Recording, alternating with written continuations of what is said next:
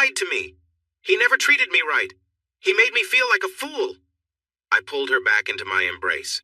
I'm really sorry, Claire. I mean it. You don't care about me. You just want to say, I told you so, don't you? Go on. Just say it. I would never do that. I'm truly sorry. What happened? I did what you said. I confronted him. At first, he denied it.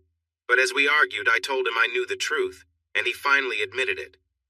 I held her gently, my hand resting on the back of her neck as I tried to comfort her. He accused me of things I didn't do, claiming I had been unfaithful when I was younger. She looked me in the eyes. That's not true, Eddie. I never cheated on him. You have to believe me. Claire, please relax. I believe you. She leaned back against me. He said all kinds of terrible things and told me to calm down. He acted like nothing was wrong. Our lives were perfect, or so he said. What a joke. We stood close together, her head on my shoulder. What am I going to do, Eddie? We need to eat something. Come on, let me get you some food. I guided her over to the caravan, where I began to look for something to prepare. I found some eggs and put them in a pan, while Claire found 2 beers and opened them easily. She handed me one, looking at me challengingly. What, you think I've only ever had fancy drinks? We clinked our bottles together in a toast, and she took a big sip, then sat on the bed. Forget him, Eddie. Just forget him. All this talk about honesty was nonsense. She took another drink. I scrambled the eggs, adding some chives and garlic. I served the scrambled eggs on 2 plates. She sat cross-legged on the bed with her plate between her knees. After sprinkling salt and pepper on her food, she took a bite. Oh, wow, this is great. She finished her drink and dug into her meal eagerly. We ate quickly, and I reached into the fridge for 2 more beers. While we were eating, her phone rang. What do you want? She answered sharply. I guessed it was Tony, but I couldn't hear his response. Why do you even care? Forget you. I'm going to do what I want now. You gave up that right. Tears streamed down her face, falling onto her empty plate, which I took from her lap. No, Tony, we are done. There is no more us. You embarrassed me for all these years. You think you're better than everyone else. I tossed the plates into the sink as she continued. I want you out of our house, or I will tell the board everything. In a flash, her phone hit the cabinet and shattered into pieces. She fell back on the bed, crying hard.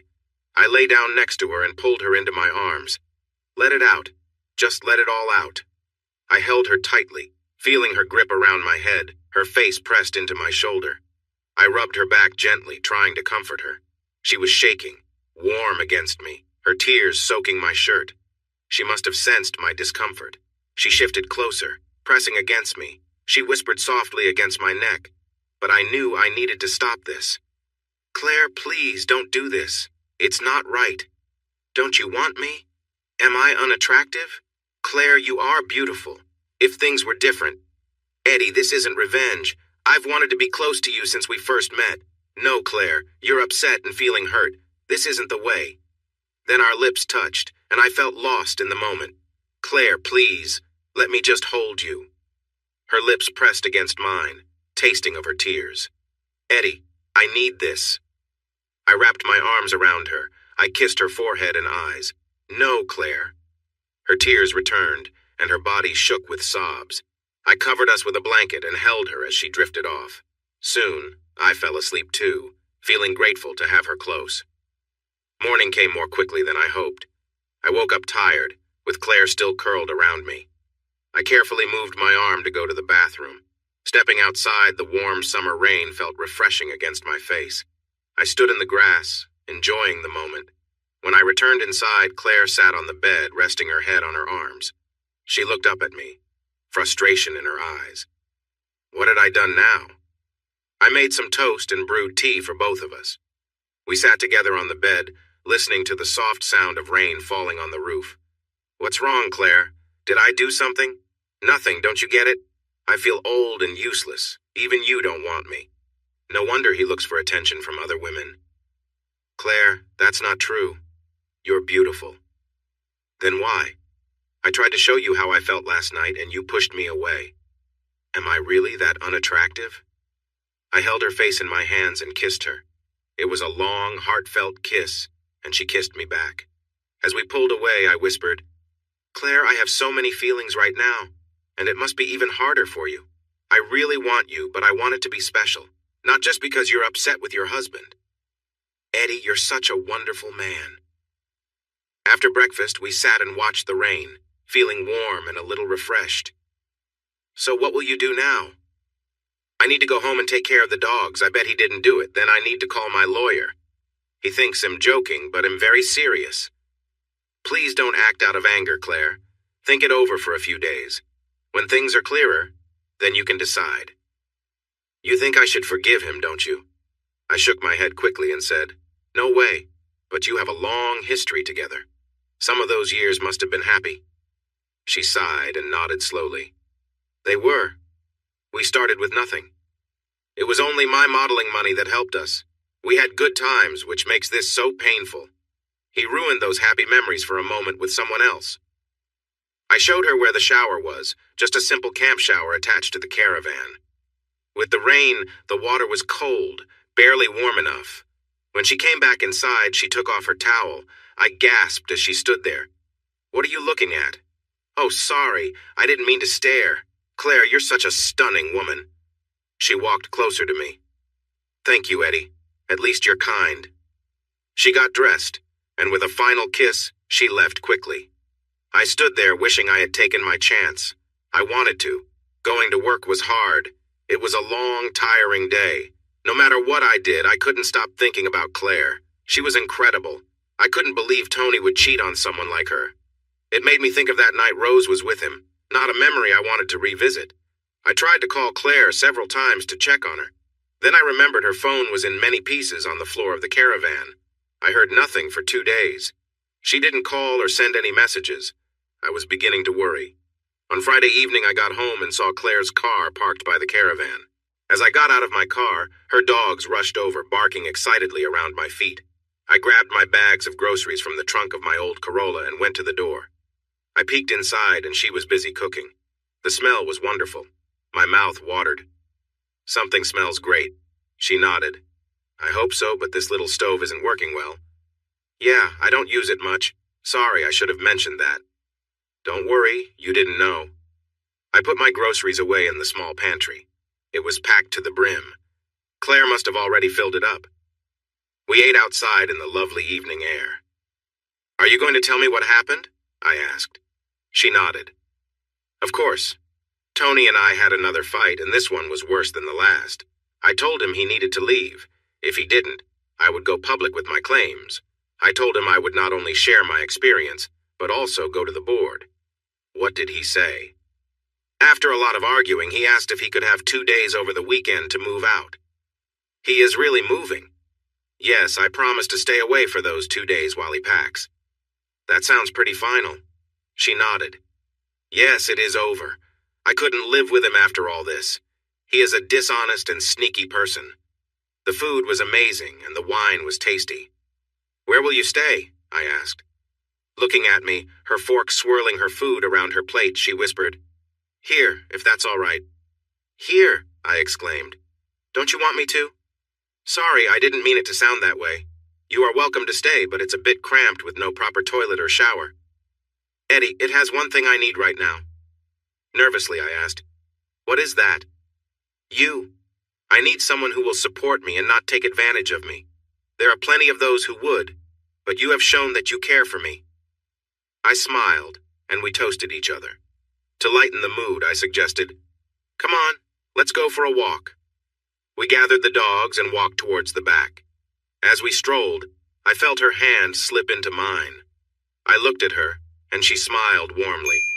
I squeezed her hand gently and held on as we walked along the path, the dogs barking happily. When we returned, she asked, Do you think there will be enough water for a shower? I nodded. Probably, but only enough for one. You go ahead. She looked surprised. No, you've been working all day. You go first. She went inside, and I quickly took off my clothes and stepped into the shower, pulling the curtain around me. As I pulled the cord, water spilled out, and I quickly washed up, hoping there might be enough left for a second rinse. The shampoo stung my eyes, and I shut them tight, rubbing to clear my vision. Just then, I felt a cool breeze. Before I could react, someone stepped in close to me. When I opened my eyes, there was Claire, right next to me, her face smiling as she reached out to help. She placed her hands gently on my shoulders, and her fingers worked through my hair, massaging the shampoo into my scalp with care. Her touch was warm, and I felt a bit unsteady from the unexpected help. Claire poured some shampoo into her hands, spreading it over my shoulders and back. "Hope you don't mind. I thought we could save some water this way. Is that okay?" I nodded, momentarily speechless. She smiled, and I took a small amount of shampoo, running it gently through her hair. We worked together in comfortable silence, the water pouring down over us, rinsing the suds away as we cleaned up. We laughed as the water suddenly turned cold, jolting us out of the calm moment. Surprised, we both moved to get out of the stream at once, stumbling slightly in our hurry. Standing together on the grass, we looked at each other and burst into laughter, sharing the moment. I quickly grabbed a towel to dry her off. Kneeling at her feet, I wiped down her legs and admired her figure. As I finished, she pulled me up gently. With a mischievous smile, she took the towel from my hands and knelt in front of me, using the towel to dry my skin. While I was getting dried off, she leaned forward and gave me a gentle kiss, catching me by surprise. I had to steady myself. "Oh my gosh, Claire." She looked up at me, her expression playful. "Be quiet, or he'll stop." "No, please don't." "What? Don't you like this?" "I meant stop. Please don't stop." She giggled softly before leaning in closer. In that moment, I felt like I was floating. I wanted this feeling to last forever, but I wanted more. With a playful grip on her beautiful hair, I lifted her gently, placing one hand under her to carry her into the caravan. It could have been romantic, except the doorway was very small. It was quite the challenge for both of us. She laughed and kissed me, put me down. Then we shared a moment of understanding as we stood beside the bed. I saw a hint of hesitation in her eyes mixed with doubt. "Claire, we don't have to rush into anything. We can wait for another time." "Oh no, you're not getting away that easily. Eddie, this is a big step for me, but I want this just as much as you do." Our time together was filled with excitement and passion. It felt wonderful and comforting to be close to each other. The next morning, I woke up to the warmth of her affection. We shared a sweet moment together, lost in our own little world. Later, we cuddled and talked, enjoying each other's company while the caravan swayed gently around us. The next morning, Claire was gone, leaving me feeling both breathless and a bit tired. I knew I needed to focus and finish the house. Later that day, I heard a car pulling up. I walked outside, hoping to see Claire again, but as I got closer to the door, I noticed another door closing. Claire looked as stunning as always, tall and elegant, but along with her was Rose, who also looked captivating and intriguing. The moment had come. I stood up to greet them. "Hi, Claire." Rose seemed a little nervous, her body language showing she was uncertain. Claire walked right up to me, her yellow dress blowing gently in the warm breeze. When she reached me, she opened her arms and we hugged. "Hello, Eddie dear. Are you going to say hello to Rose?" We shared a brief kiss, and Claire stepped back. There stood Rose in front of me. "Hi, Eddie," she said softly, her voice a little shaky. We stayed frozen for a moment until I felt Claire give me a gentle push. "Don't be rude, Eddie." I stumbled a bit but fell into her arms. We hugged again for a moment. "Hello, Rose." "All right. We're here for the big reveal. Don't keep us waiting," Claire urged. "It's not ready. This isn't a proper reveal," I said, sounding a little annoyed. "Oh, come on. You've kept me in the dark for too long. I can't wait to see what you've done." "Okay, let's go check it out." I led them to the large French doors in the main living area. As we turned the corner of the building, I saw Rose's reflection in the glass. She looked surprised when I opened the doors and gestured for them to enter. "Oh my goodness, Eddie, this is amazing," Claire exclaimed. Rose took a sharp breath, and I could feel my heart race. She always had that effect on me. I stood aside as they walked past. Rose looked fantastic, more fit than I remembered. It was clear she had been working out. They walked around the room, looking at the big stone fireplace, the tall beams, and the polished wooden floor. Claire wandered into the kitchen, and her excited shout made us both jump. "Eddie, this is incredible. You've really outdone yourself." Rose walked around the kitchen island, her hand gliding over the quartz counter. She spun around, thrilled by the big windows up top. They stood together, opening the pantry and cupboards. Rose looked back at me. Eddie, it's wonderful. I can't believe you did all of this. You're amazing. They both then went down the hallway to the bedrooms. I heard them laughing, enjoying the space. I walked back to the caravan and put the kettle on for tea. They came back about half an hour later, holding hands and smiling brightly. Since I only had 2 chairs, I grabbed a box to sit on. They pulled their chairs close around the small table. We fell into silence, and it became a little uncomfortable. I waited, but no one seemed to know what to say. I realized I needed to break the ice. How have you been, Rose? She looked up from her tea and smiled. Really good, actually. Just busy with work and everything. Yeah, and congratulations, by the way. Claire told me you started working with Tony. Are you having fun? Claire's intense look made it clear she did not like that question. I actually quit. Did Claire not tell you? Once I learned what kind of person he really is, I couldn't work with him anymore. I glanced at Claire. Her brow was tight, but she didn't say anything. Sorry, Claire didn't mention that. Where are you working now? She raised her arms in a gesture of giving up. Nowhere right now. I spoke with my old company and they seem interested. I've sent out some feelers, but nothing yet. Claire glared at me as tears began to roll down her cheeks. I could still feel her piercing gaze. Rose noticed the tears too and quickly hugged Claire. Oh, I'm sorry for bringing that up. We should have been more careful. She looked at me with worried eyes. Claire kissed her quickly and pushed her away gently. No, I need to get used to it. We will be under the spotlight when our divorce becomes public. I need to learn to be strong. It's not your fault, dear. If it weren't for you, I would never have found out. Rose sighed. I wish I hadn't said anything. No, don't think that. You did what was right. I just have to learn to be strong. I don't want to be the sad ex-wife. You are far from that, sweetheart. You have so much to look forward to your charity work. People care about you and rely on you. I couldn't get by without you. They hugged again, and I watched as they pulled apart. Claire hadn't told Rose about our situation. Was there even an us? What was it? I made more tea while they enjoyed the sunshine. When I came back with the tea and some cookies, Rose asked, What about you, Eddie? Claire mentioned you were working at Rixon's. How's that going? It's all right. It pays the bills. She frowned, her expression tense.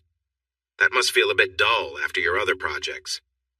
The pace is slower, which gives me time to focus on the cottage, and I like that. When do you think you'll finish the cottage, Eddie? I shrugged casually. Not sure. He'll probably finish the construction in the next month or so. After that, he'll lock it up and look for a job that pays better. I have an offer for a well-paying job in the Emirates, but it's for a year. Claire looked shocked. What? Why not just increase your mortgage? No, I don't like the idea of being in debt and paying a lot back. I'm not in a rush. If it stays locked up for a year, that's fine. You could rent it out and let someone else help pay your mortgage. Yeah, I thought about that, but I can't afford to buy all the appliances. Claire exclaimed, I'll just give you the money. You shouldn't leave just because of money. I'm not asking for charity, Claire. I can take care of myself. I appreciate the offer, but that's not how I do things. She began to cry again. I was just trying to help. I don't want you to leave. Rose looked at Claire, deep in thought. Eddie, I could help you with the money. If you won't let Claire assist you, maybe I could lend you some cash. When I didn't answer, she let out a sigh. Eddie, I really want to help. You may not think well of me, but I care about you. I would feel honored if you would let me help. I said no. Thanks for the kind offer, Rose, but I mean it. Keep your money. Eddie, it's not just mine. It belongs to both of us. The money I earned from investing our funds, half of that money is still yours. I took my fair share. If you made extra from your investments, good for you. Please take the money. With it, you could finish the house. You wouldn't have to travel so much. Rose, I don't want your money. Why does it bother you so much? I scoffed. Eddie, this place is beautiful, and I want to see it completed. Remember when Tony brought us here after Gordon's party? I was amazed. The old stonework was stunning. I felt bad knowing this was your vision, and I used to turn my back on it. Not everyone sees it like that. No, but you did. I was too focused on proving myself to even listen to you. I heard you and Gordon talk about your plans, but all I could think about was my investments back home.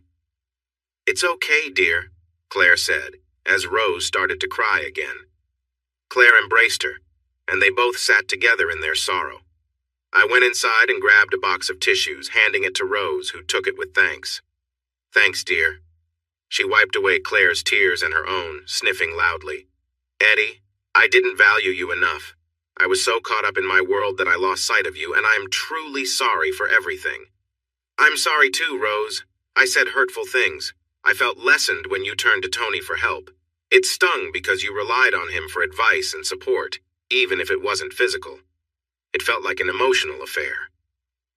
Looking up at me with tears in her eyes, she replied, I understand now. I was so upset with you at that time. I found you a good job, and when you turned it down, it hurt. It felt like you didn't trust my choices. No, Rose, you're mistaken. I realized you were right. It was a good opportunity. I just didn't want to owe Tony anything. I could see what he was trying to do. It hurt to warn you, and for you not to see it or take my thoughts into account. Rose wiped her tears, her expression serious. Thinking back, what we know now makes everything look simple. At that time, I thought he was just being kind. I admit I had a bit of a crush. I wanted you back. I felt lonely. I was tired of living without you. I was young and felt left behind. She wiped her nose and sniffed. I was trying to build a future for us. I wanted to make some money so we could finally have a home. I stood there, not saying anything, just looking. She continued, I had a plan. I could earn us money. I laid it all out for you. I showed you everything. I proved I could do it. But even though you promised to back me, you turned on me, shouting like I was a child. I was upset because you didn't tell me. You took our money without even asking me. I had no say in it. Tony said to go ahead, so you did. It always feels like his thoughts matter more than mine. Eddie, it wasn't like that. I didn't tell you because I knew what you would think. You would make it all about him, but really it wasn't. I hoped you wouldn't notice for a little while, and by then, I would have enough to show you I could do it. The tension was thick now, and Claire sensed things were about to get out of hand. She gently held Rose's face, turned it, and kissed her on the cheek. It's okay, sweetheart. Take a deep breath and let it out. Slowly, Rose calmed down. Claire then said, I think we should go now and let you think. Thanks for everything, Eddie. Yes, this place is lovely, Rose added. We hugged before they drove away. My heart raced as I watched the car disappear. Until that moment, I thought I was over Rose.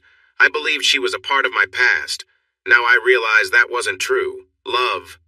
I'm not sure. What I knew was that it hurt to see her leave. Claire had complicated things. She was beautiful, but what did that mean for us? What would Rose say when she found out? Would it ruin their friendship?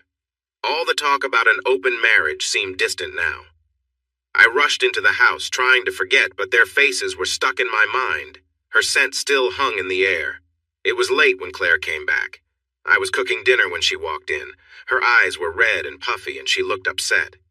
I opened my arms wide for her, and we shared a tender kiss that lightened the mood. She smiled at me and said softly, Thank you, love. We sat on the bed, and she quickly finished her food, stealing some of my fries. Eddie, she still loves you. I nodded while sipping my beer. I guess you didn't tell her about us? She shook her head. No, how could I? When we drove away, she was really upset and said how much she still loves you. What could I say? She took a thoughtful sip of her wine. You weren't really thinking about moving away, were you? Kind of. I need to earn some money to finish the house. Please, Eddie. I can't handle it if you leave now. I really need you. You're the only reason I'm managing. I don't know, Claire. I want to finish the house, but the longer I stay here, the deeper in debt I get. I don't want to go. I don't know what we have, but I like it. Is there really an us? Am I being foolish? Eddie, there is definitely an us. I couldn't have made it through the last week without you. I feel lost inside, and you've been my lifeline. I appreciate that you haven't rushed anything. She frowned and added, He'll give you the money. If it means keeping your pride, he'll find you a job. A job doing what? I don't know, anything to keep you here? She smiled playfully. How about being my partner? You could help me out. If that's what you want, I'm sure you could find someone better than me. Eddie, please stop saying that. I love that you're down to earth and not full of yourself, but you always sell yourself short. You're a wonderful man, and I'm very happy with you. She laughed at my blush. That evening, we shared a moment that felt special, and we were learning more about each other. Claire was full of life, adventurous and ready for new experiences.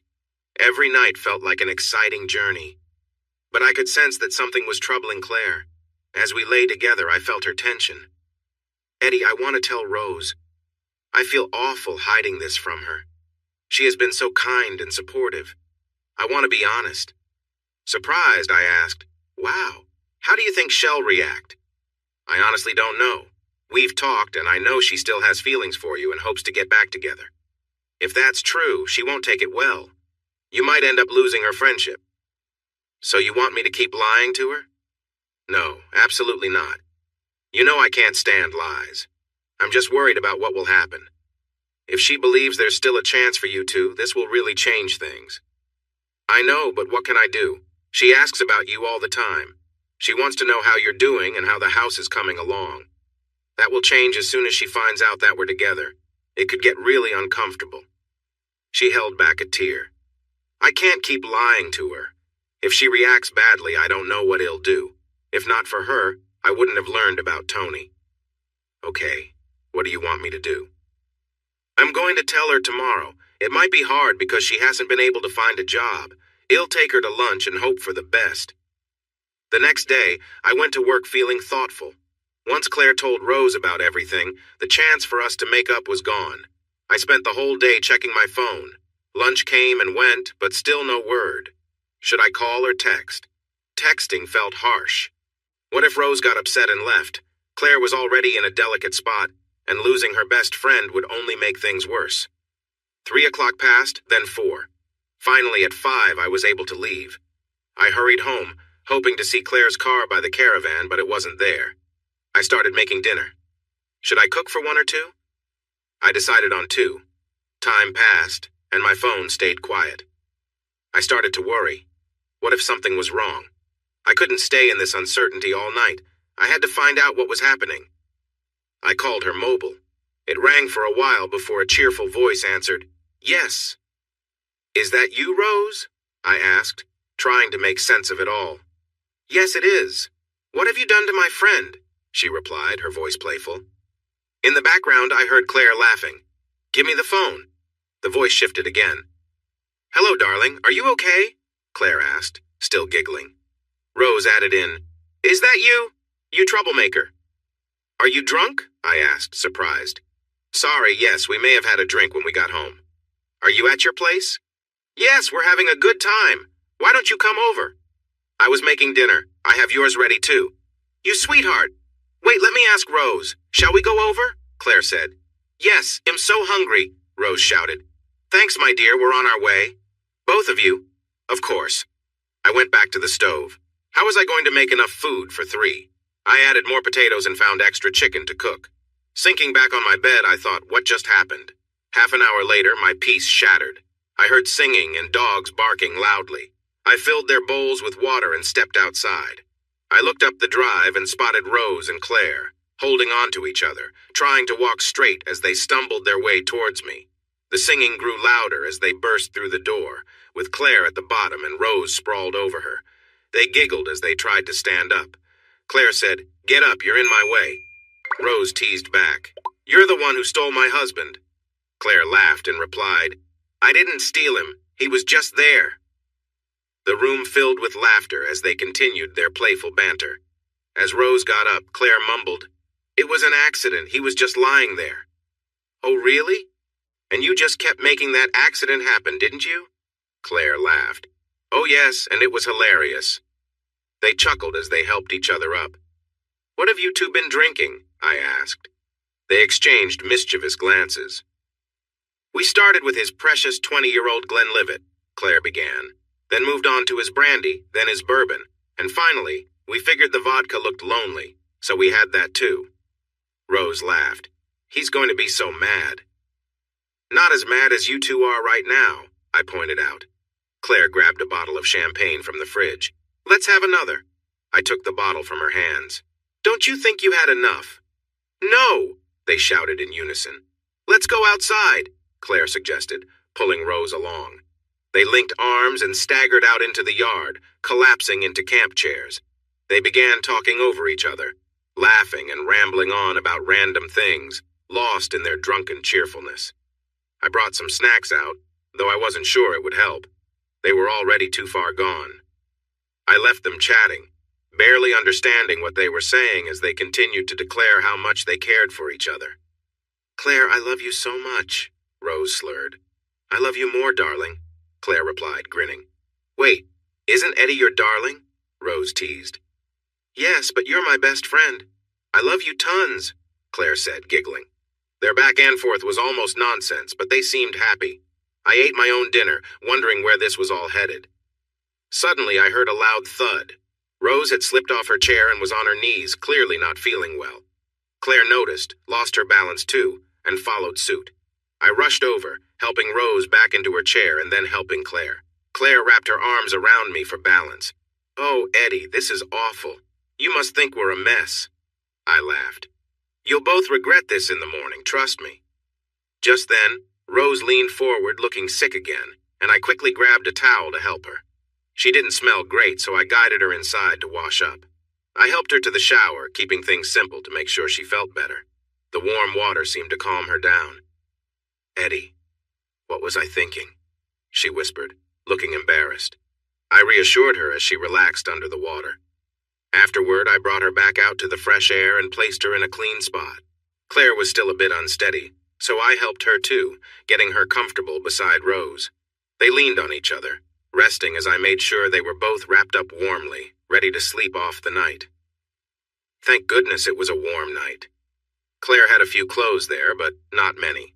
Once they were dry, I put fresh tops and bottoms on her and led her into the caravan, laying her on the bed. Then it was Rose's turn. She was so drunk she was out cold. I quickly changed her into clean clothes. The tops were a little loose. Claire was definitely bigger than Rose. At least they were dry. As I put her clothes back on, I noticed how fit she looked. Her new workout routine had really shown results. Her muscles were firm. She looked great. I lifted her up and brought her inside as gently as I could. I laid her down beside Claire. As soon as Claire felt her next to her, she murmured, I love you, Rose. They snuggled up together, half awake, while I stepped outside to clean up and change my wet clothes. When I returned, they were already fast asleep. Outside, I looked around. What a mess. I grabbed the hose and cleaned the area to get rid of the smell. I searched until I found my old sleeping bag and brought it outside. Sleep came slowly. I went back inside a few times to check on them. They were asleep, all wrapped up together. How did that happen? I curled up with the dogs next to me. Morning came with light breaking through the clouds. I peeked out of my sleeping bag and took a deep breath. I had a feeling that there would be a lot of mixed feelings under the surface from last night. I could still hear their snores outside. Slowly getting up, I stretched and filled my lungs with fresh air. I gathered all the wet and dirty clothes and walked to my little shed that I used for laundry. I tossed them in, started the wash, and went back inside to make some tea. Even with all the noise I made, they didn't wake up. They were sound asleep. I made a cup of tea, hung the clean clothes on the line, and waited. It was amusing to listen to them as they started to stir. Rose was the first to wake up. What happened? Why are we in bed together? Shh, please. My head is pounding. There was a pause, then Rose again. Claire, why am I wearing your clothes? Please, quietly. Are you? Rose must have started to realize where they were. Oh no, why are we here? I can't remember anything. Stop, please. I really need tea. She called, Eddie, could you be a sweetheart and make us some tea? I poked my head in and laughed a little. Morning, you party animals. Rose looked at me, but I couldn't read her expression.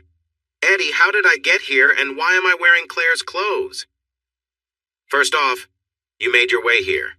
Well, staggered, really. After you both got sick and made a mess of your clothes, I had to help dress you. Oh, no, they both said together. I made some tea and took it outside. They followed me, Claire looking hurt, and Rose wrapped up in a blanket. Where are my clothes? I pointed to the clothesline and she sighed. Thanks, Eddie. We sipped our tea quietly with the occasional oh no escaping as memories from the night before came back to mind.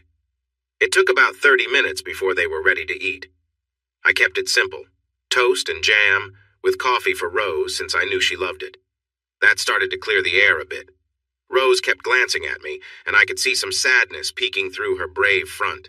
Claire was the first to speak up. Rose, will you be okay with Eddie and me together? She nodded. I'm surprised, but I'm glad you have someone to help you. Claire smiled and held Rose's hand gently. Thank you. I know this is shocking, especially for me. Rose then looked at me. So, what happens now? Are you going to tell people, or keep it a secret? Claire answered. I would prefer if nobody else knows until I finish things with Tony. I don't want to give him any reason to cause trouble. Rose agreed. That makes sense. But is this forever, or just a short thing? Rose, it's too early to say. I didn't plan for this. It just happened. Claire replied softly. That's understandable. I feel sad, happy, and confused, but mostly happy. I care about both of you. I realized this was her way of handling her feelings. Then she surprised me with another question. Where are you going to live? Claire turned to look at me quickly. Oh, wow. We haven't even talked about living together. Rose, we're still getting to know each other. I'm sorry if this is difficult to hear. But you are living together, right? Well, I'm just trying to give Tony some time. He's moving out, and once he is gone, he'll go back home. Then maybe we'll talk about living arrangements. Rose was persistent. If you live together, it makes sense to be at your place because it's much bigger. Claire looked at me and I raised my shoulders. Rose then asked, What will you do with this place if that happens? I didn't have an answer. She quickly said, Would you sell it to me? Or at least rent it? Rose, we're jumping ahead. Claire might not want to stay with me by then. Can we please take things one step at a time? She thought about it. But it's a possibility, right? I shrugged again. Yeah, I guess it could be, but it's not even finished yet.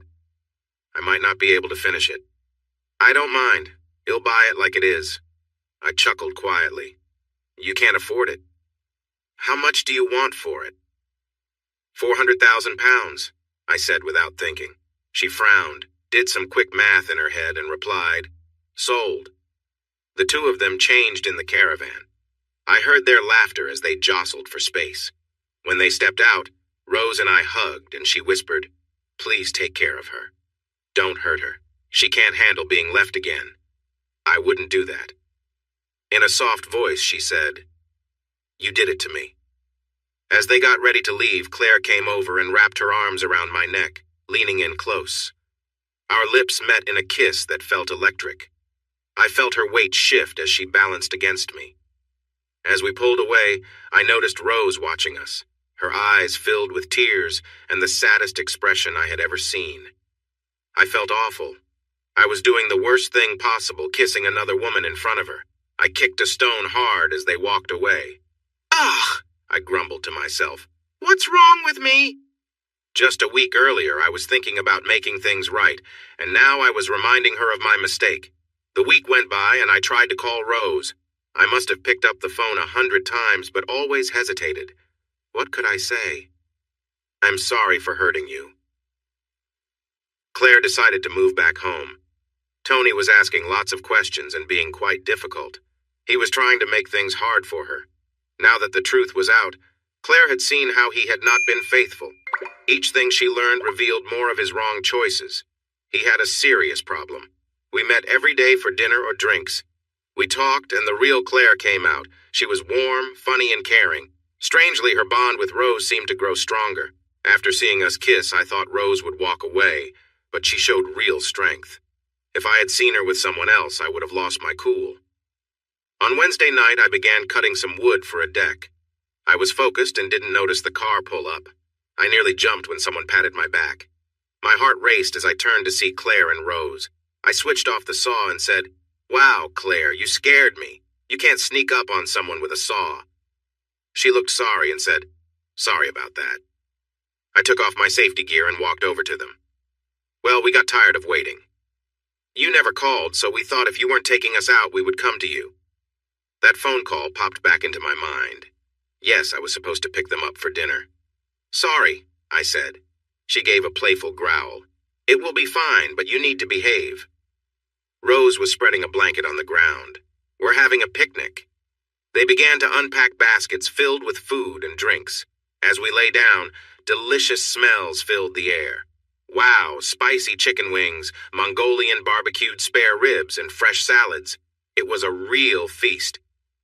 While we ate, Claire skillfully guided the conversation. We talked about many things: work, music, friends, and funny stories.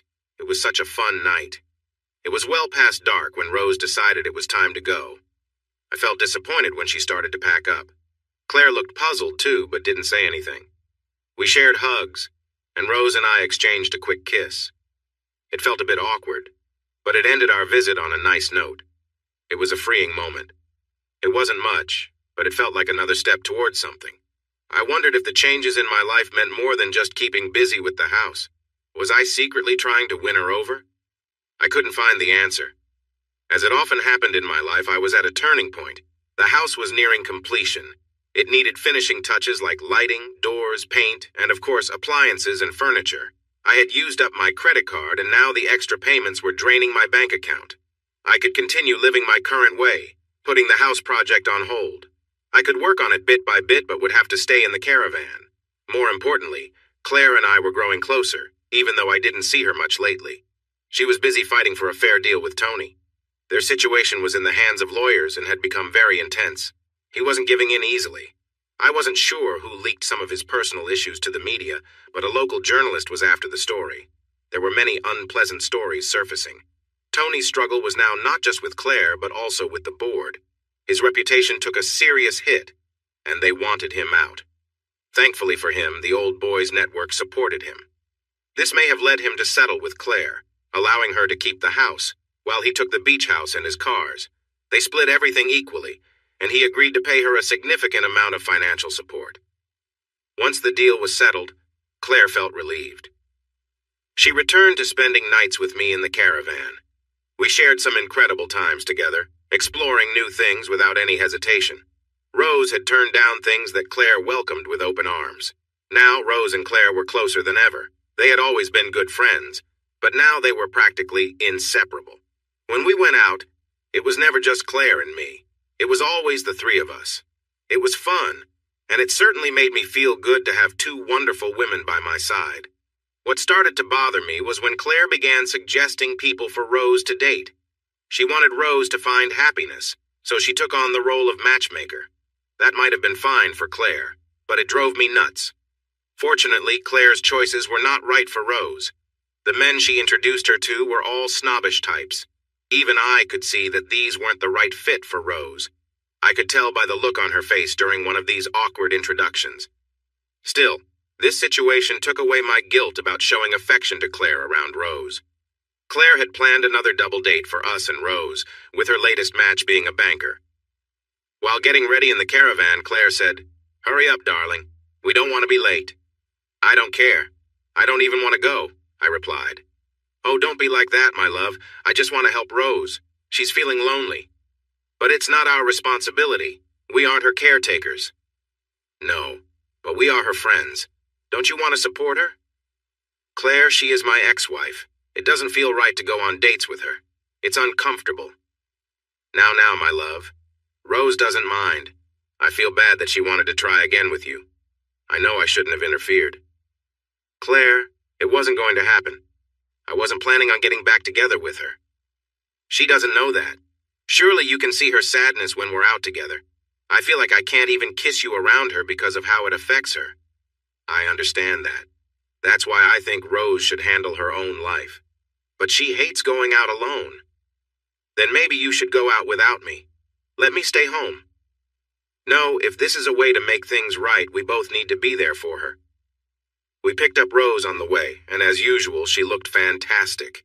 She had been spending her free time at the gym, and was in great shape. We arrived at the restaurant just after her date, Matt.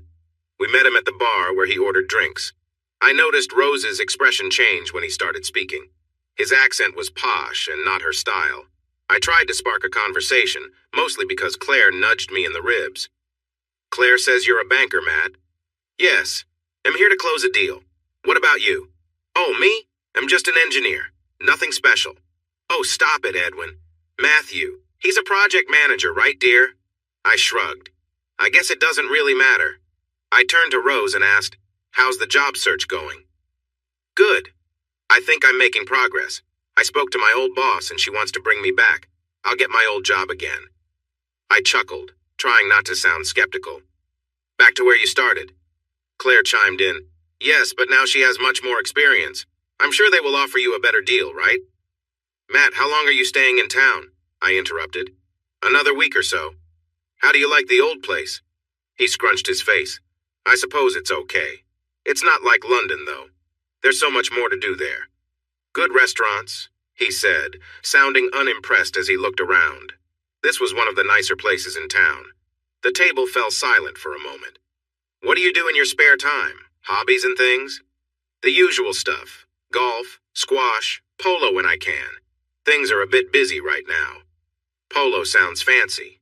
I enjoy sailing when I get the chance. I have my own boat. Really? A boat?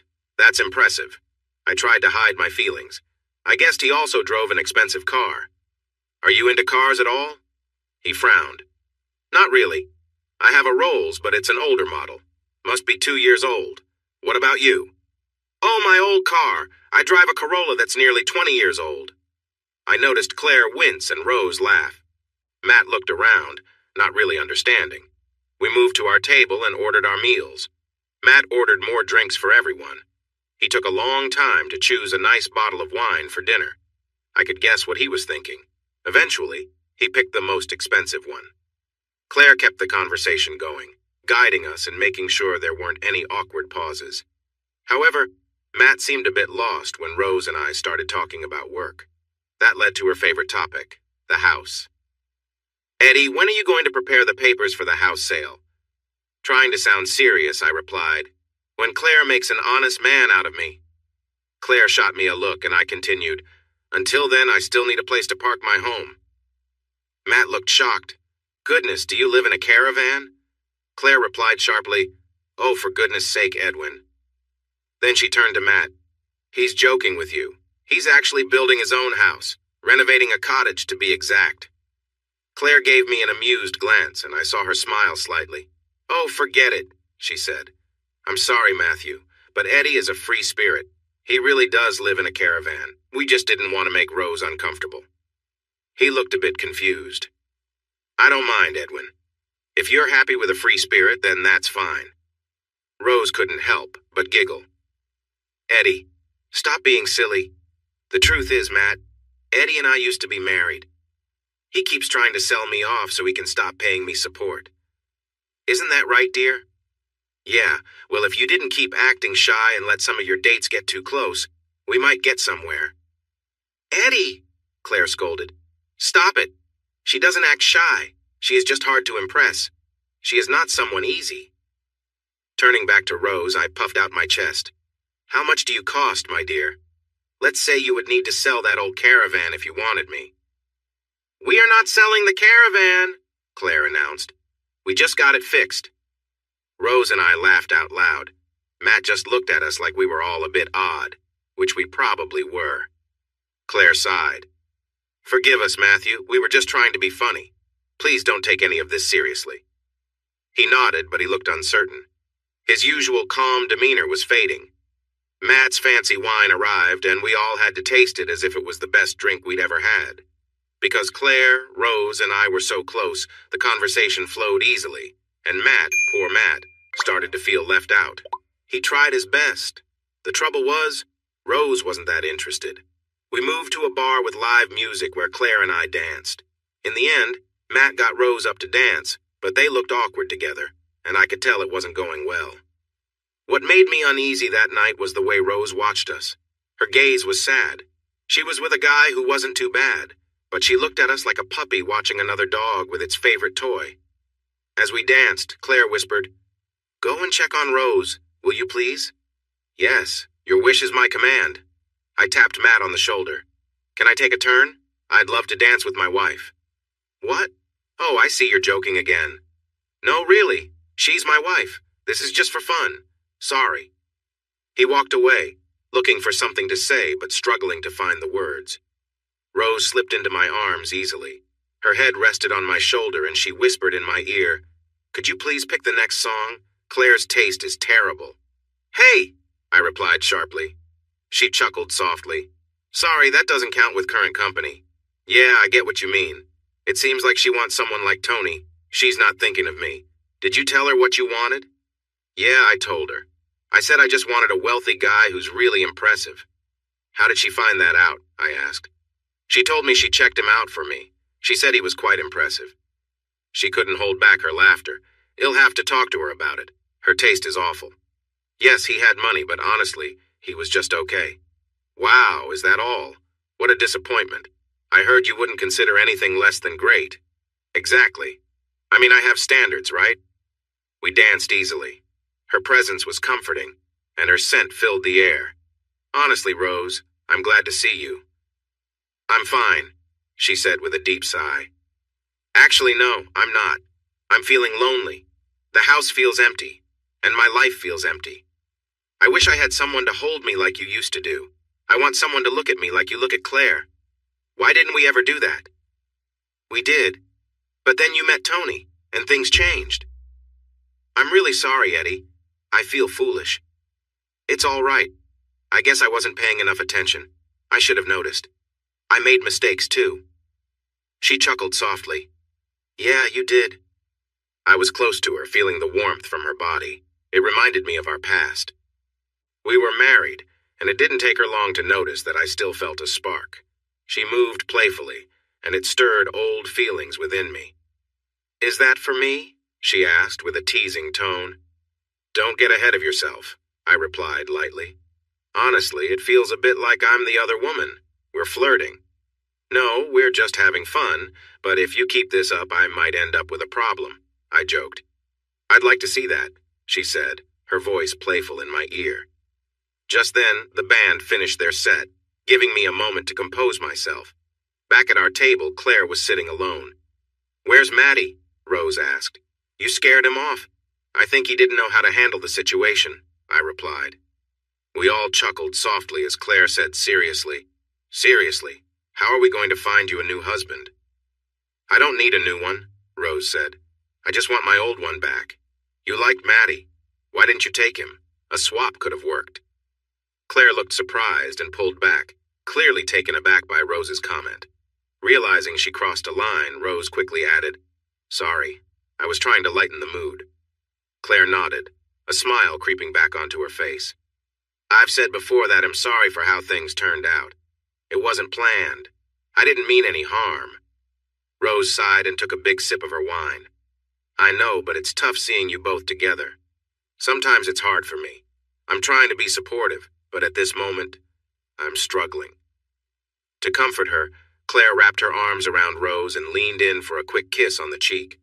It started as a friendly gesture of comfort, but the way they leaned into each other caught my attention. Their connection, although simple, felt charged in the moment. Claire looked tenderly at Rose, showing support in a way that truly mattered. Her hands held Rose's arms gently, moving across them and resting on her chest. It wasn't just a simple touch. Her hands moved, creating a sense of closeness, her fingers gently playing with sensitive spots. The kiss went on, and I struggled to look away from the surprising sight before me, but the sound of surprised voices pulled my attention around the room. Rose and Claire were clearly at the center of the evening's focus. Some people watched with interest, while others whispered their disapproval. Most were left speechless, taken aback by what they saw. Claire eventually let go of Rose, her hands sliding back up to her shoulders. As she raised her head, they paused, gazing into each other's eyes. Rose was the first to speak. "Wow, Claire." Claire smiled tenderly in response. "Yes, I completely agree." Straightening her yellow dress, she glanced around at the watchers before returning to sit next to me. When she leaned in, her lips touched mine softly, gently, invitingly as we kissed. Under the table, her hand that rested on my leg slowly moved up. She gave me a gentle squeeze. Breaking the kiss, she looked into my eyes. "Wow, is that for me or Rose?" Feeling brave, I said, Both. She smiled mischievously. Do you think you could handle that? The evening had reached a turning point. It could be an unforgettable night or an awkward one. We finished our drinks. Claire whispered, "It would be a shame to waste them." Standing up, she grabbed the bottle and said loudly, "Well, are you two coming?" We stepped outside, Claire on one side and Rose on the other. The cool night air felt refreshing, pulling us out of our dreamy state. I led us back to my car, with Claire in the front and Rose in the back. "Okay, where to?" I asked. Rose said quietly, "Drop me off at home, please." "Oh dear, are you sure? Why not join us? You don't want to be alone, do you?" "No, but if I go with you, I'll just be extra. Please take me home." Her voice was soft, but it felt like a real request. When we reached her home, Rose got out quickly and called back, "Enjoy your night." As we drove away, a sense of missed opportunity settled over us. On the motorway, Claire sighed sadly. That was tough to see. It breaks my heart to see Rose alone. Eddie, she truly is lonely. She just needs some support. Claire, if you genuinely want to help, then maybe stop trying to match her with guys like Tony. She's not you. She doesn't go for that type. I was only thinking about her future. I don't want her ending up with someone who'll let her down. But you're pushing your own choices on her. Are you missing Tony that much? Claire's gaze turned sharp. Don't ruin our night, Eddie. I was just trying to do the right thing. Well, it's clear that every guy you set her up with is basically another Tony. Maybe without realizing it, you're picking for her based on your own past. She gave me a cool look, unsettlingly steady. Is that what you think of me? That I'm still hung up on him? That I can't move forward? Is that really how you see me? I don't know, Claire. But I do know she hasn't liked a single one you've chosen. She leaned back, arms crossed. Fine then. You pick her next date. Not a chance. Honestly, I think we should let her choose for herself. If you're that worried, you could suggest she try a dating agency. Absolutely not. Eddie, she deserves better than that. I understand now I need to stop making choices for her. You'll talk to her and see what she wants. She slid her hand over mine as I shifted gears. Eddie, I'm sorry if it seemed like I was trying to relive my past. I just want you to know that I care deeply for you. A lump formed in my throat, making it hard to speak. This was the first time she had really said she cared like that, outside of casual moments. I felt the need to respond in kind. I care about you too, Claire. You mean a lot to me. Her hand gripped mine tightly. I've wanted to say this for a long time, but was worried you might not feel the same. I know there's a bit of an age gap. That doesn't matter to me. I only see someone I admire deeply, someone incredible. I don't know what you see in me, but am grateful to be with you. She smiled softly. So you're saying you want to be with me? Yes, absolutely. She gently rested her hand on my leg, sharing a warm smile. You're sweet. I'm glad we had this talk. That night, we curled up close in the caravan, feeling connected in a way that brought us closer. It was a peaceful and tender evening, full of shared warmth and understanding. She kissed me softly, her warmth welcoming and sincere. As I worked on the deck, I was focused and determined. The day was gray and gloomy, but I had a task to finish. Claire had gone back to her place, and I started my work. Around lunchtime, Rose and Claire appeared together, walking closely, as they often did these days. They seemed very connected. Hey, ladies, I greeted them. Hello, dear. Rose and I brought you some lunch. We knew you wouldn't take a break otherwise. We looked at the large area of wood that now made up the deck. What do you think? I asked as Rose handed me a pie and a sandwich. I found some sawhorses for them to sit on. I took a bite of my steak and mushroom pie, my favorite. Rose smiled. She understood my taste. Claire responded, Darling, it looks lovely. Just imagine having friends over on a sunny summer day. Rose added, It's perfect. It matches the house and the size is just right. After finishing our meal, Claire took Rose's hand and said, Let's go inside. I cleaned up while they moved indoors. I could hear them discussing furniture, light fixtures, and rugs for decorating. Rose was snapping pictures with her phone. Once I tidied up, I was closing the storage shed when Claire and Rose appeared behind me. Eddie, we need to chat about decorating, Claire said. I don't think so. I replied, feeling frustrated. I've already told you that I can't afford it. I don't even have enough money to finish building. It will just have to wait. Rose urged, Aren't you tired of living in the caravan? The house is so close. You could be living in here soon. Looking between them, I responded firmly. The caravan is fine. It works for now. Eddie, we just want to help you. Let me lend you some money. I felt irritated. No way. I take pride in this. I'm not looking for charity. I started this by myself and he'll finish it that way.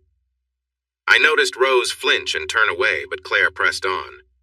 Darling, if we're going to be a couple, you need to learn to accept my help. Rose interjected. Claire, I think we should drop it. Eddie is right. This was always his project, and none of us fully understood his vision. She turned to me. I'm sorry, Eddie. I wish I could have seen it like you did back when you first showed it to me. As the weeks went by, small tensions began to grow between Claire and me. She became frustrated that I didn't want any financial help. She also encouraged me to move into her place. Why should we stay in the caravan when we have this amazing house so close? It just doesn't make sense, my love. We were sitting comfortably in her home, pondering our next steps. After finishing a lovely meal, we were relaxing on a comfortable couch. It's all I can manage. I want to finish the work, and staying in the caravan lets me put in longer hours. That's nonsense, she replied sharply. It's just a 5-minute walk. We can shower and sleep in a real bed without having to climb over each other to get out. She was right, but this big house reminded me too much of Tony, and I didn't like being here. I understand, Claire, but I feel out of place. I half expect Tony to come bursting in any moment. She frowned at me. Are you saying you won't move in here? Not right now. Maybe later. But for now, the answer is no. Do you expect me to move in with you? I'm not sure. This has all happened so fast. I love you, Claire, but sometimes I wonder if I'm just a way to get back at someone. That's really hurtful. I've told you I love you. I want to live with you, but it doesn't make sense to leave this house empty while we stay in a caravan. You could sell it. She looked at me, shocked. Eddie, this house is mine. I found it. I negotiated for it and paid for it. This is the one good thing that came from my tough marriage. I love this house. Things were building up, not in a big way, but slowly. When she saw an email on my laptop about a job in Abu Dhabi, she got very upset. I had been working on the house, putting in new lights in the bathroom. I was on a ladder, pulling some wires from the ceiling and didn't notice her come in. Eddie. She scared me so much I nearly lost my balance. Claire, please don't sneak up on me like that. What is this email about a job in Abu Dhabi? I felt a bit guilty for not mentioning it earlier. I did bring it up before. They reached out to me again last week, and they are offering great terms. This would help me finish the house and get a new car. When were you going to tell me? On the way to the airport, right? No, I was waiting for the right moment, but it never seemed to come. What do you mean? She scoffed. I mean, we seem to be arguing a lot lately. She stormed off, upset. I finished connecting the lights before going back to the caravan. Claire was gone. Great, I muttered to myself. I had just rehearsed the perfect thing to say to her. I was getting hungry, so I started preparing dinner. I made enough for 2, just in case she came back. I was really hungry, and if she didn't show up, I would eat it all. She did come back, but she looked like she had been crying. She walked in just as I was putting food on the plates. She came up behind me and wrapped her arms around my waist. Her warm breath brushed against my neck, making me shiver. I'm sorry, my dear. I shouldn't have been angry. She always knew how to make me feel special. I turned to look into her eyes. I'm sorry, too. I didn't mean to keep things from you, and I shouldn't have complained about the arguments. It's my fault as well. We moved to the dining table and sat down for dinner. We ate quietly, enjoying the tasty food. Eddie, can we talk seriously about the future? I nodded. I wasn't sure I wanted to have this conversation, but it felt necessary. Yeah, of course. Let's talk. I don't know where to start. I've always seen myself as a strong and independent woman. Tony changed that. He hurt me deeply. He lied and betrayed me. Now I feel lost and alone. You are the only one who brings me comfort. I don't want to lose you. You wouldn't lose me. You'll be away for just 12 months. Her expression changed. 12 months? Oh no. I don't know how I could manage without you for that long. Claire, when I first met you, I was amazed. You are so beautiful and strong. That first night, I was filled with admiration. You don't need me to feel whole. I do, Eddie. What would I do without you? You would continue with everything you do now. Help your charities, have lunch with friends, throw wonderful parties. Since meeting me, you've stopped doing those things. That's because I didn't want to make you uncomfortable. The truth is, it's Tony who made me stop having parties, not you. What does he have to do with it? Most of our friends have taken sides. Even my friends think it would have been best for me to just move on. That surprised me. They expected you to just accept his dishonesty? She nodded. Yes, in that world, wives are often expected to accept certain things. No one should ever have to accept that. Well, if we set that aside and I accept that you are leaving, what happens when you come back? I looked down at the floor, feeling unsure. I don't know. What do you want to happen? I want us to be a real couple, to live together, to have friends, to throw parties. I want you to help me with my charity work and stand by my side as my partner. Claire, I would happily do all of that except for where we would live. I know you love your home and it suits you well. The problem is, Tony's memory is everywhere in that house for me. I want to create new memories in a place that feels like ours, not his. That's not fair. He hurt me, not you. Why does it matter to you? He was after someone else from the start. At that first gathering, he went after her. It was like he was on a mission, finding a way to push me out of my own life. That first party marked the start of problems in my marriage.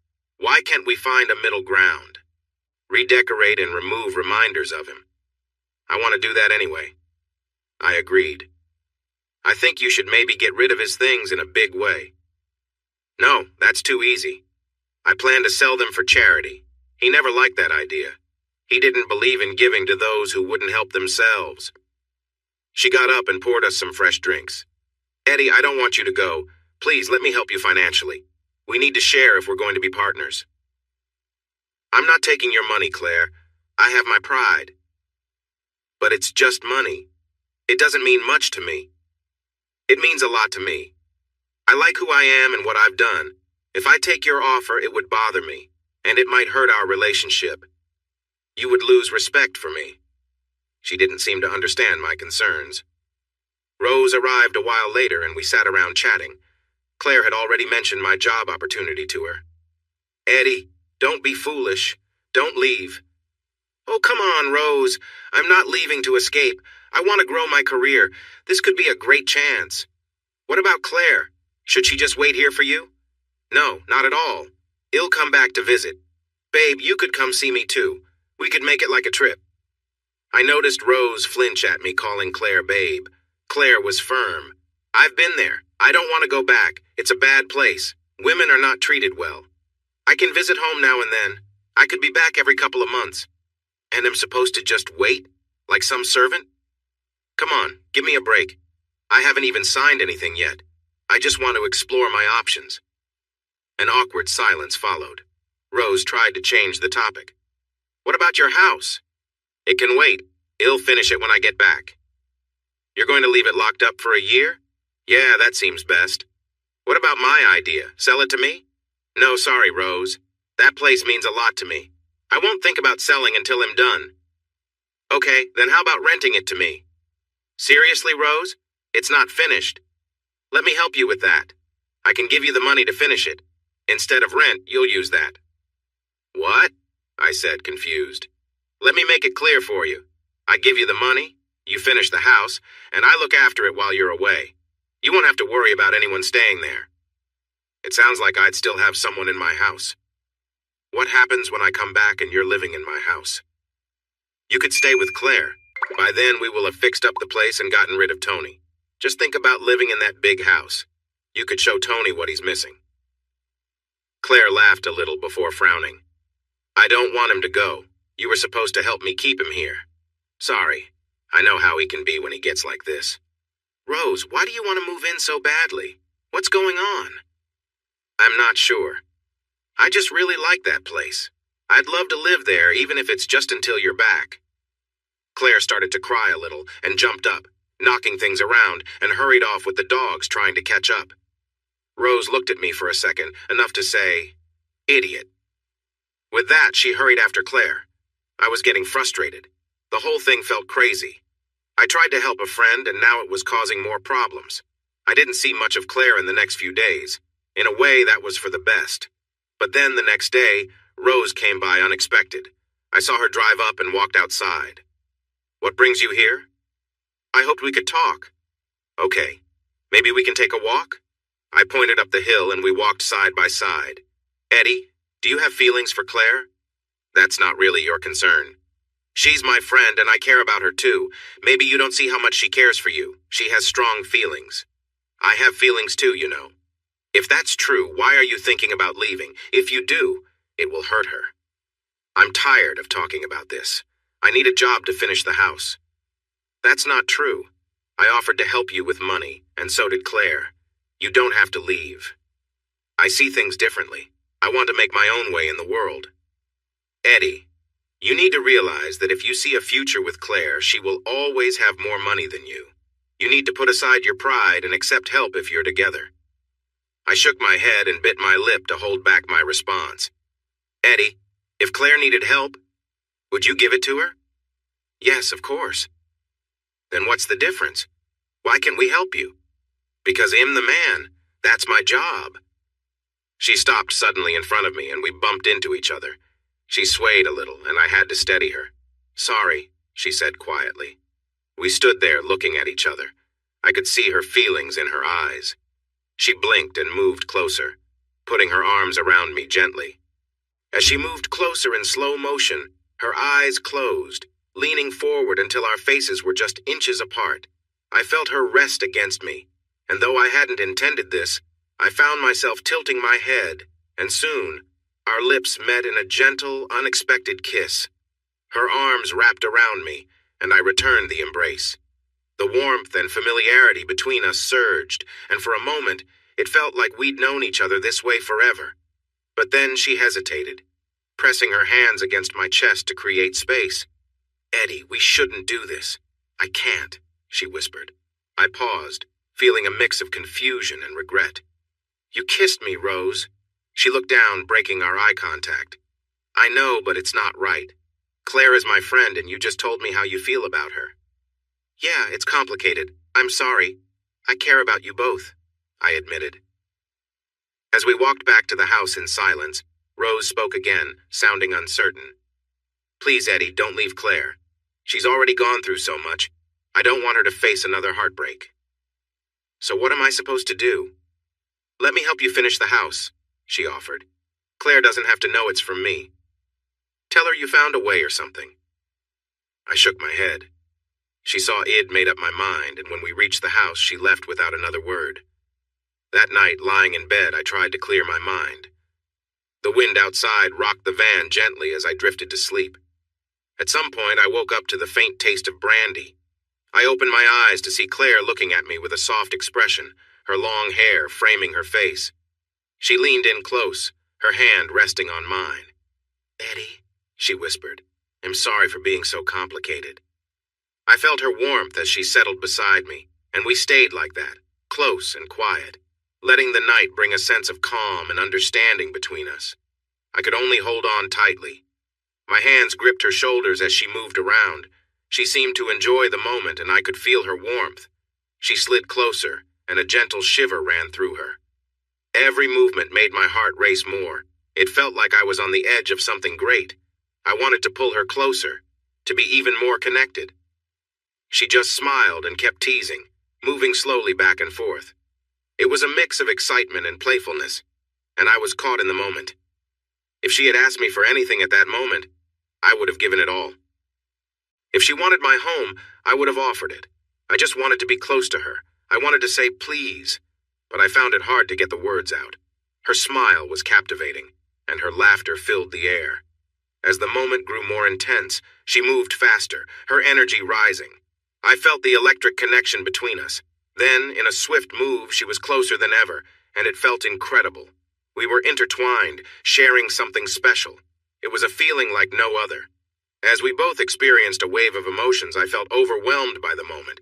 She encouraged me to be part of it entirely. Though she moved at her own pace, I could sense we were nearing a peak together. Finally, she let out a joyful sound that echoed in the night.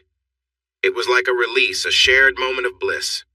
I felt warmth and joy, and it was almost beyond what I had felt before. Afterward, we lay next to each other, catching our breath. Her eyes were filled with tears, and she said, "Eddie, I love you so much, but I want you to follow your dreams. If you want to explore, I want you to go." "Really? You will wait for me?" I asked. "Yes, I will wait. It will be tough, and I'll be anxious, but yes, I will wait." I kissed her softly. "Thank you. Eddie, understand that when you come back, I hope we can think about living together. This has been wonderful, but it can't stay like this forever. We need a home, and I have a nice one. What about my place? When I come back, I want to finish it. Why can't we live here?" This shows how closed your mind is right now.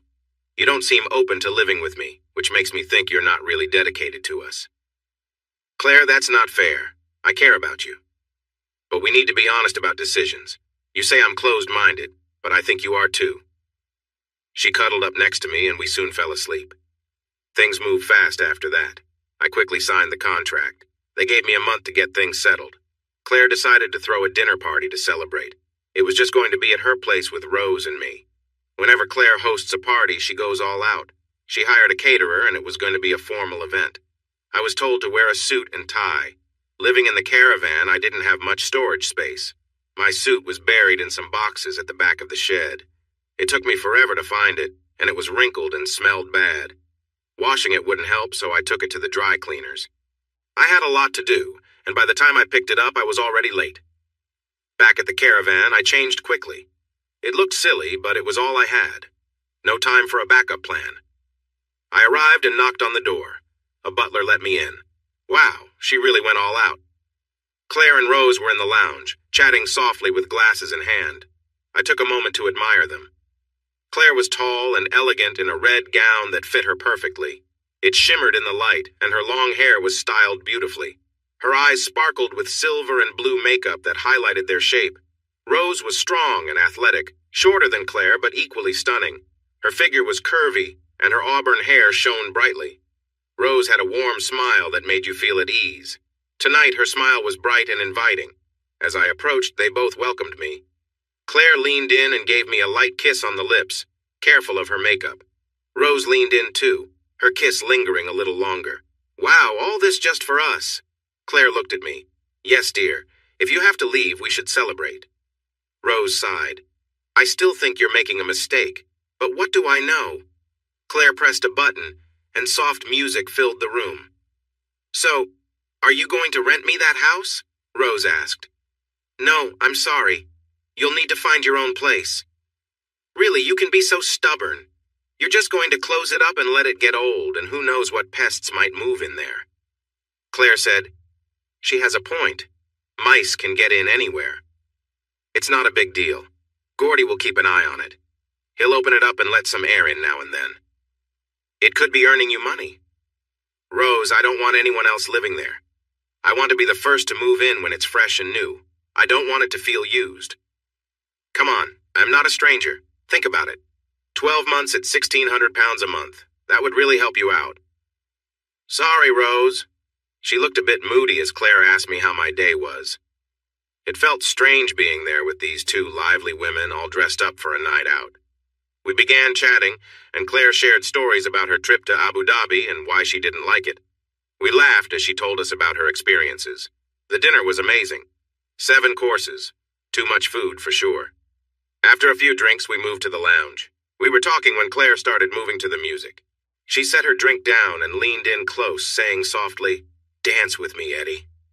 She stepped into my arms, her body fitting against mine.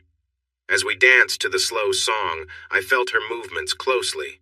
I let my hands rest on her back gently. Just then, I noticed Rose standing alone. She seemed a little left out, and it didn't feel fair.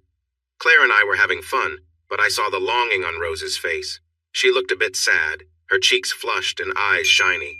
I lifted Claire so our eyes met. "My love, we have a guest who needs us."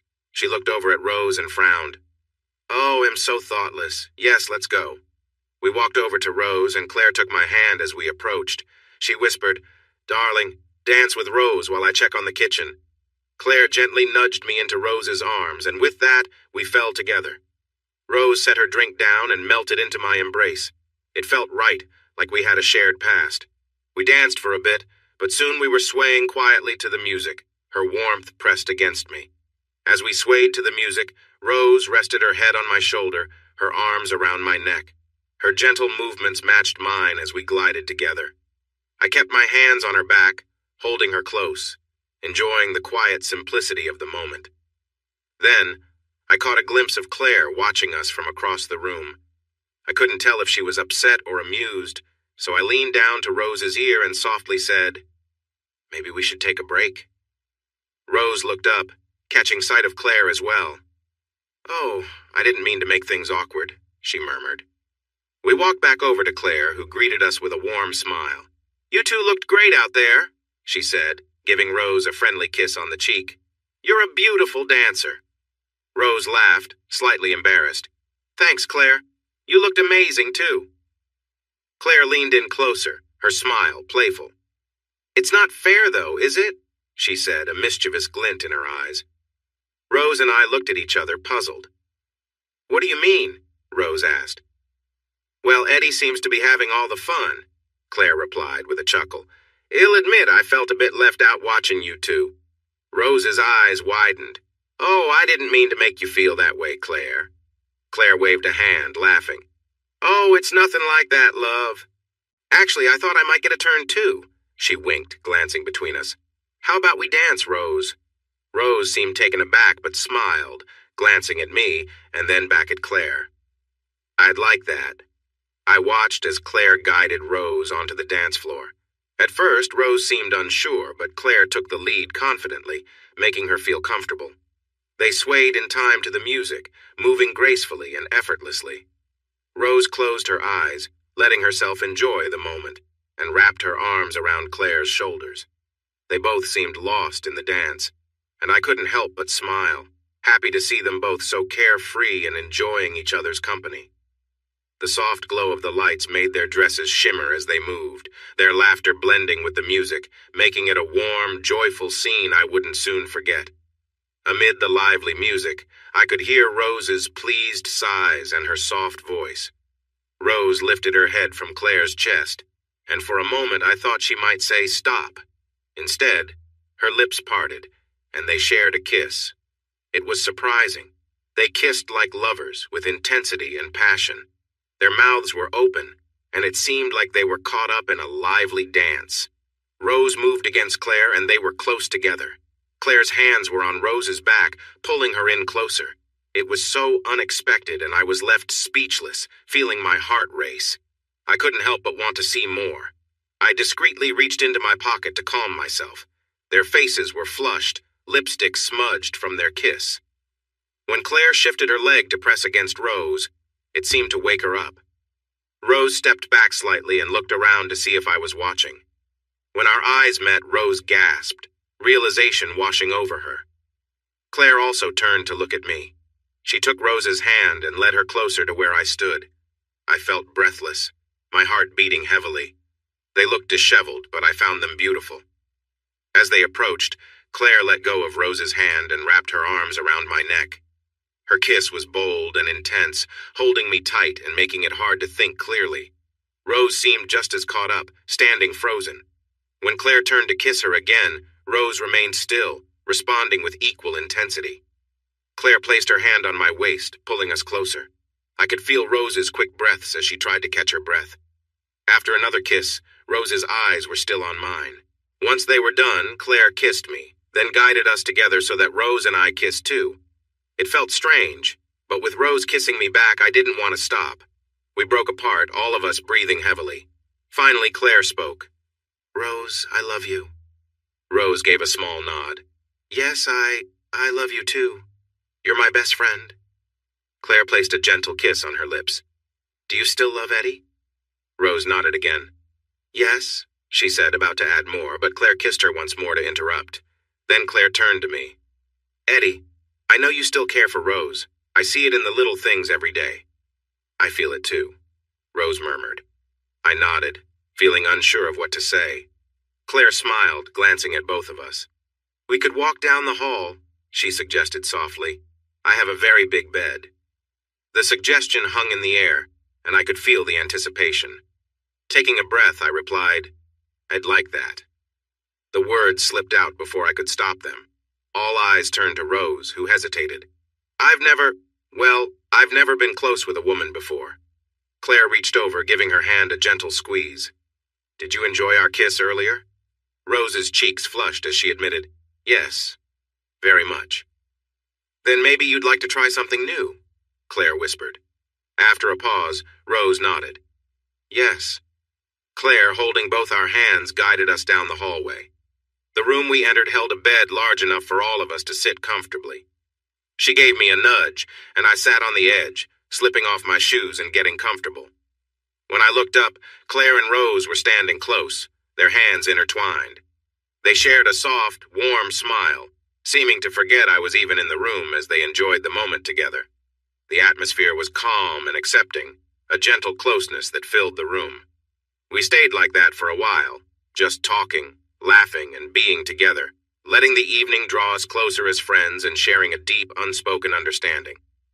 It was a night of warmth and companionship that left us feeling peaceful and connected. Rose sighed, closing her eyes with a soft smile as she leaned back, enjoying the quiet comfort of the moment. Claire leaned over, gently brushing a strand of hair away from Rose's face, and whispered, Why don't we get a bit more comfortable? I took a step back, quickly tugging off my jacket, eager to relax and join them. Claire and Rose were lost in a warm embrace, sharing a moment of deep affection. I felt my heart swell, a mix of emotions rushing over me, admiration, joy, and the thrill of closeness.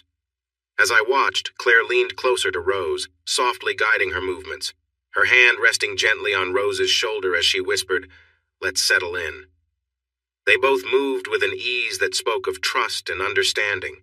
The atmosphere was calm, yet filled with an undeniable warmth that seemed to fill the room. They looked at me, eyes bright with kindness, and Claire smiled, gesturing toward the bed. Come join us, she said gently. Rose met my gaze, her expression open and welcoming, and I felt a deep sense of connection. The three of us gathered close, sharing stories, quiet laughter, and a warmth that wrapped around us like a blanket. We talked, savoring each other's presence, basking in the simple joy of shared company. Time seemed to pause as we drifted into a quiet, peaceful state together, all of us content to simply be in each other's presence, bound by a gentle, lasting affection. I'm sorry, Claire. Oh my gosh. Her body shook with excitement, and she looked so happy as she exclaimed, Oh, wow. I was completely caught up in the moment. I moved quickly with Claire, and as Rose cried out, Ah, wow, I'm so happy, I felt Claire's response. Rose gently moved away from Claire, who then shifted closer and looked into Rose's eyes. They rolled over together, and Claire kissed Rose, their joy shared through the touch of their faces. Rose sighed.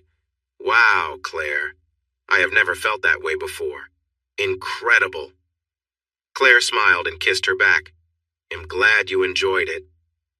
Knowing Claire well, I realized she hadn't reached that level of happiness yet. With a playful grin, I moved forward to tease her, making her lay back. She gasped, What are you doing? Although I had done this a few times before, and it wasn't usually my thing, I dove in with energy. It was overwhelming as I tasted the moment. I remembered what I had just seen and began to explore. I nuzzled and teased, and when I added a little touch, she came to life. Her body reacted, and she seemed to melt with joy. As I noticed their smiling faces and that they were kissing again, it gave me even more energy. I focused on helping Claire with more joy. Her excitement grew, and I could feel her movements. Their gentle laughter filled the room. Claire kissed me with intensity, saying, You're such a silly person. With a playful laugh, Rose added, He always has been. That night, we explored all the ways three people can share a moment without anything too wild. I watched with delight as Rose experienced something new and wonderful. She enjoyed it like someone who had been waiting for this for a long time. I watched as they shared their happiness together. It was a special sight to see Claire taking Rose to places I had never seen before, but after all that joy, things felt a bit strange the very next day. Claire slept in, but when I woke up, Rose was missing. I found her outside, looking a bit lost. I approached her and wrapped my arms around her shoulders. "Hey, what's going on?" She jumped a little, glancing up at me with tears in her eyes. "You must think poorly of me. I shouldn't have gotten involved like that. Claire is your partner, and I need to learn to step back." "What are you saying?" "About last night, with Claire and me." "Oh no, what have I done?"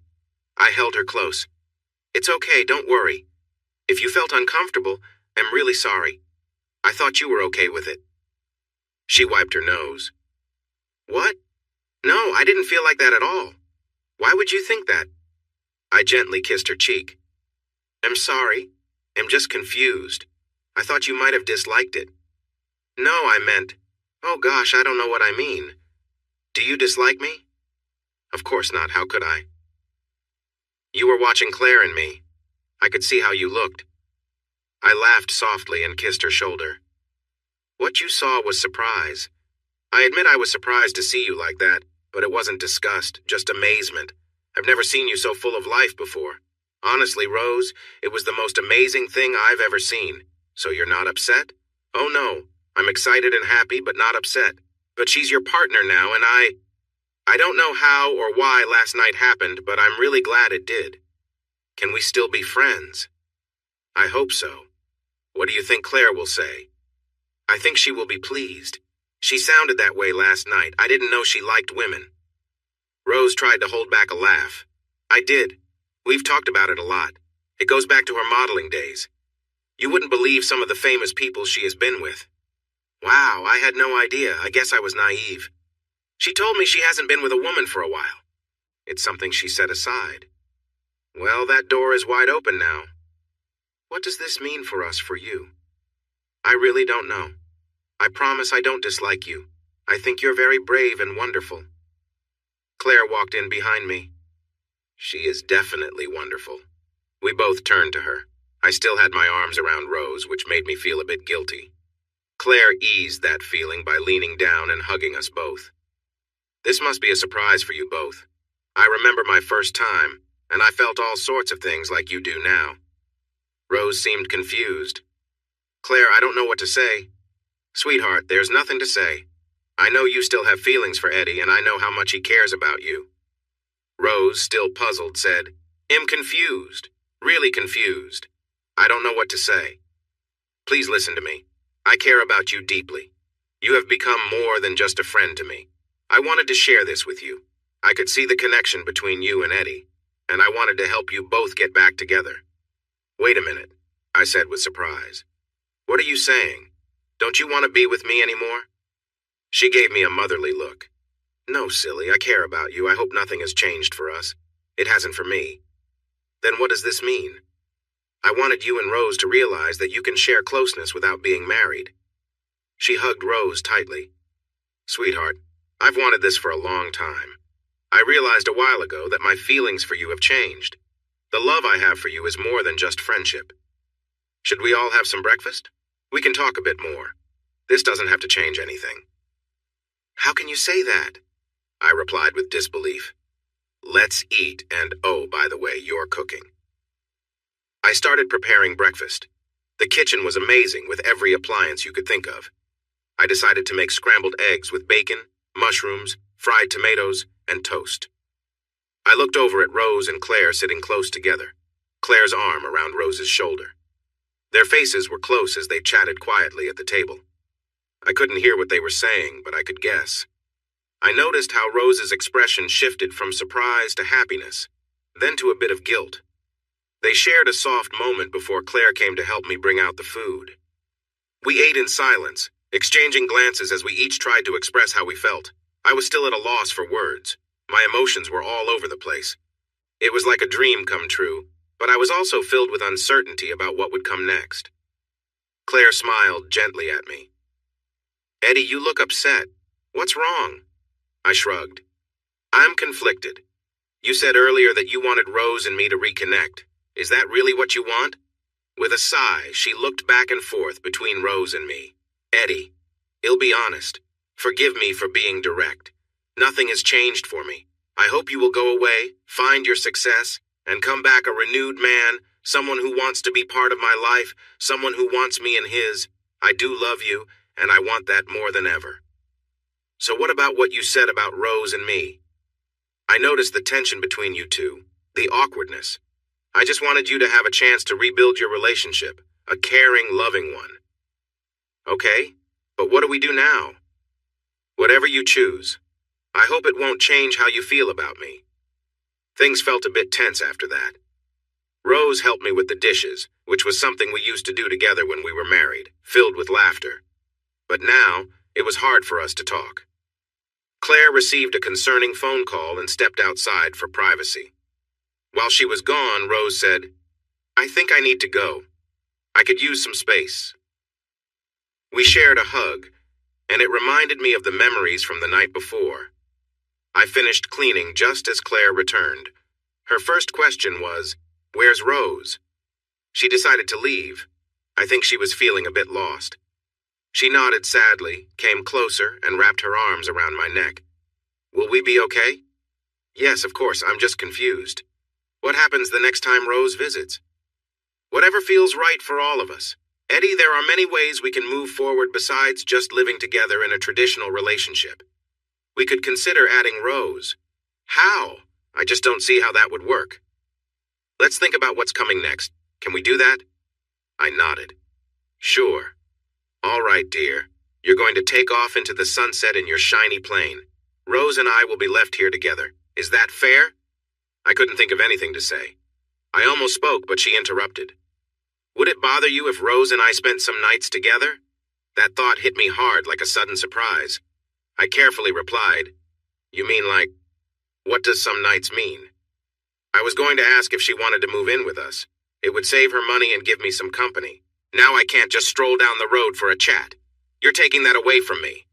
"Hun, if you don't want me to go, just say it, and it'll stop everything." "No," she said sharply. "I want you to go. I know how important this is for you. I want you to go and do great things. Come back proud and successful." I nodded a little. "When you say move in, do you mean share a bed or separate rooms?" "Oh dear, is my darling feeling jealous? I meant separate rooms. I don't want to live with her that way. Some nights means just whenever we feel like it. Eddie, I care about Rose, but I don't want us to be anything more than friends." I was confused and didn't know what to think. "Claire, you're both adults. I just want you to be happy." "Did you talk to Rose about this?" "Yes, I asked her this morning." "And?" "She's interested but hesitant. I get it, she's unsure. It's new for her, especially with her ex involved. I understand, but she did seem curious." "What's meant to happen will happen, I guess," I decided. She smiled. "That's a very thoughtful way to look at it." She moved into my arms and we shared a warm hug. The next day, Rose arrived while I was preparing dinner. I peeked out of the caravan window and saw her get out of her little car. She peeked her head in the door. "Hi, Eddie, are you busy?" "No, come on in. You'll make some tea." "Coffee for me, please," she said. I made the drinks and we settled on the bed. Sipping her coffee, she slowly asked, "Has Claire talked to you about her offer?" "Yeah, we discussed it." "What do you think of it?" "Well, I was surprised, but after the other night, I guess I shouldn't be," she chuckled. "Yeah, that night was something, wasn't it?" I nodded. "The real question is, did you like it?" With a shy smile, she said, "Can we be honest?" I nodded. I wouldn't expect anything less. "Okay then, I loved it. I loved it for so many reasons. I've thought a lot about why it felt so special." Her cheeks grew redder. "Does that surprise you?" "I've thought about it quite a bit too." "No, it was wonderful." Her voice became softer, and I could hear the playful tone I remembered. "Eddie, I loved it mainly because you were there with me. I've missed you so much. I never wanted us to be apart. I loved having you close. It was beautiful." I nodded while she took a sip of her coffee. Between her sips, she continued, "The second part is a bit tricky for me to say. I feel a strong bond with Claire. It's not love like most people think, but she has become such an important part of my life." When I didn't respond right away, she spoke again. I have often wondered what it would feel like to be close with a woman. Being with someone like Claire, who is so lovely and charming, it felt right, especially because of how I felt. Yeah, I can see how close you two have gotten. I'm sorry for being a bit gloomy this morning. I was just confused. I wanted to tell you how great the night was, but I didn't want you to think I was trying to complicate things with her. Yeah, it's definitely strange. I wanted to say thank you for a wonderful night, but I didn't know how to express that. No, dear, I understand. Our marriage is over. You're with Claire now. I'm not trying to get in the way. Her words stung. They were true, but hearing them made it all feel more real. She felt it too. I could see it on her face, in her wet eyes. We sat quietly, sipping our drinks, in a peaceful moment that surrounded us. So, have you thought about Claire's suggestion? I asked. She nodded. Yes, that's why I'm here. I want to go ahead with it. It makes sense financially. But before I decide, I wanted your approval. I don't want you to think I'm trying to take over. If you're not comfortable with this, please tell me. No, I think it's a good idea. She smiled playfully. You're okay with me being with your girlfriend? It's not like that, I chuckled. She laughed. Oh dear, there's so much we both have to learn. But trust me, there will be a connection. She gave me a quick kiss, and then went to speak to Claire. I was curious about what would happen next, but I didn't want to intrude. In situations like this, I often felt nervous about calling Claire. I decided to take a walk to Gordy's place. He welcomed me with some homemade drinks, and we relaxed in his living room, chatting about taking care of my house while I was away. We hadn't talked much since I started seeing Claire. We had tried to keep things low-key, but once his wife was gone, he said, So, you and Claire, huh? You got everyone talking. Who told you? You have to be joking. It's the biggest topic around here. Everyone's talking about it. You're a bit of a celebrity now, you know, lad, Gordy said, grinning. I felt a bit of embarrassment, but laughed along. It's strange to think of it like that. Don't be modest. We're just glad Tony's out of the picture. Bit of a troublemaker, that one. Always trying to climb up the social ladder. No, we all reckon Claire's much better off. I replied. They didn't split up because of me, you know. I didn't even see Claire until after they broke up. I'm not like that. He nodded reassuringly. There were some rumors, but I set people straight. I know you. Thanks, mate. He gave me a knowing look. But if things are serious between you two, why are you off to build sandcastles in the desert? I laughed. Honestly, I need the money. The offer was too good to pass up. He leaned in and we clinked our glasses. He whispered as if it were a secret. Well, good luck, lad. Claire's a lovely woman. A little embarrassed but braver from the drinks, I just said, she's great. Gordy laughed. You're in for a challenge, aren't you? Later, as I made my way home after far too many of his homemade brews, my phone rang. Hey, what are you up to? I answered. Just heading home from Gordy's. Why? There was laughter on the other end. Well, Rose and I just had a nice soak in the hot tub and were thinking of moving things inside. We thought you might want to join us, Claire said with a smile in her voice. Did I? Absolutely. I'm on my way, I said, chuckling. Hurry, love, Rose chimed in. I managed to get home a little later, feeling clumsy from the drinks. When I finally reached the bedroom, I saw them sitting together, relaxed and happy. They looked so carefree, laughing and enjoying each other's company. They didn't even notice me at first. Watching them just for a moment while I caught my breath was oddly heartwarming. Eventually, Rose spotted me. Well, about time you got here, she teased. Claire turned, laughing. Don't just stand there watching, she said, rolling her eyes playfully. I shrugged. I'm happy just being here, I replied. Glad to hear it, she said with a smile, pulling Rose close. They went back to chatting and laughing, and I joined them, settling in as we spent the rest of the evening just enjoying each other's company. Their legs were close to each other, and their hands moved gently over one another, comforting and exploring. They shared soft kisses as their breathing quickened.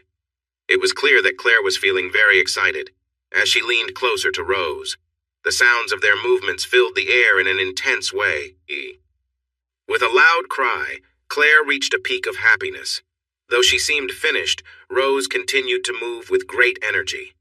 I recognized that expression on Rose's face. Her eyes were closed, and she moved passionately. Watching them, I felt a bit out of place. What could I add to such a moment? As they relaxed, they invited me to join in. With two beautiful women beside me, they took turns showing me affection. They kissed around me gently and sweetly. Then Rose gently pushed me back and moved closer. Claire helped guide us together, joining in as she leaned forward gracefully. Not wanting to be left out, Claire turned and joined in too. Facing Rose, she connected with me warmly, making the moment more intense. They moved in sync, filling the space with laughter and warmth. I was surrounded by love and joy, feeling completely at peace. After that, we rested together, sharing gentle kisses and deep comfort, enjoying the moment late into the night. Time flew by, and soon I was preparing for my flight to the Emirates. I felt amazing as I reached the gate, embraced by two wonderful women who were sad to see me go. A few people around noticed, which made me feel proud. I was about to start an exciting journey. I felt a mix of emotions, especially sadness at leaving Claire and Rose behind. It was hard to think of separating from them. When I stepped outside the airport, the heat hit me hard, and I quickly began to sweat. Thankfully, a representative from the company arranged for a cab to take me to the hotel. I was there for a project to build a new pier station, and there was a camp set up nearby for accommodation. They showed me to my room, which was cozy and had everything I needed. I kept in touch with the girls often. We even managed to talk intimately a few times, though it was tricky while they were together. After the first month, when my salary was deposited, I began to think about what the future held. If I just saved my salary, I would have about £100,000 when my time here was done. That's a lot of money. But after chatting with some other engineers, I realized I could make even more. Many of them put their money into stocks and other investments. The engineers I spoke to had experience with this kind of work. They all suggested that to make the most of this chance, I should invest all my money. It made sense. The project took care of all our living costs. They provided food, a place to stay, and even clothes. I could save every single pound I earned. A few of the guys showed me how to invest over drinks at our camp. I watched them trade shares, buying and selling. They knew exactly what they were doing. I was really nervous. They were right. This was a great opportunity, but it was also a big risk. I could lose everything and waste a whole year. As I thought about my options, I remembered my talks with Rose. She was experienced with this, and I should ask her for help. Maybe there were simpler ways I could try. It was time to have a conversation. "Hey, Rose, are you busy?" "No, just finished my bath. Why?" "I need a favor." "Sure, what is it?" "I was hoping you could suggest a few trading websites. I'm thinking about giving it a shot." There was a brief silence before I explained what I was considering. "Okay, Eddie, you'll be honest. No matter what website you use, it will take time. If you're not ready to spend a lot of time on this, you could easily mess up." "Yeah, that's what I'm worried about. Let me suggest something. How about I manage it for you?" "What do you mean?" "Put your money into an account and let me handle everything. Eddie, I know you're hesitant, but you can trust me. It's not that I don't trust you. I'm just anxious. How about this? Put half of your money into an account and let me take care of it. If I can't double it in a few months, you can pull it out." "Double it?" I said, surprised. "Yes, double. It will be challenging, but I want to help you. We can set up the account in your name so you can check it any time. You won't be able to change anything, just look." "You really think you can do that?" "Yes." That's how Rose became my investment manager. It quickly became clear that she could earn more than I had ever expected.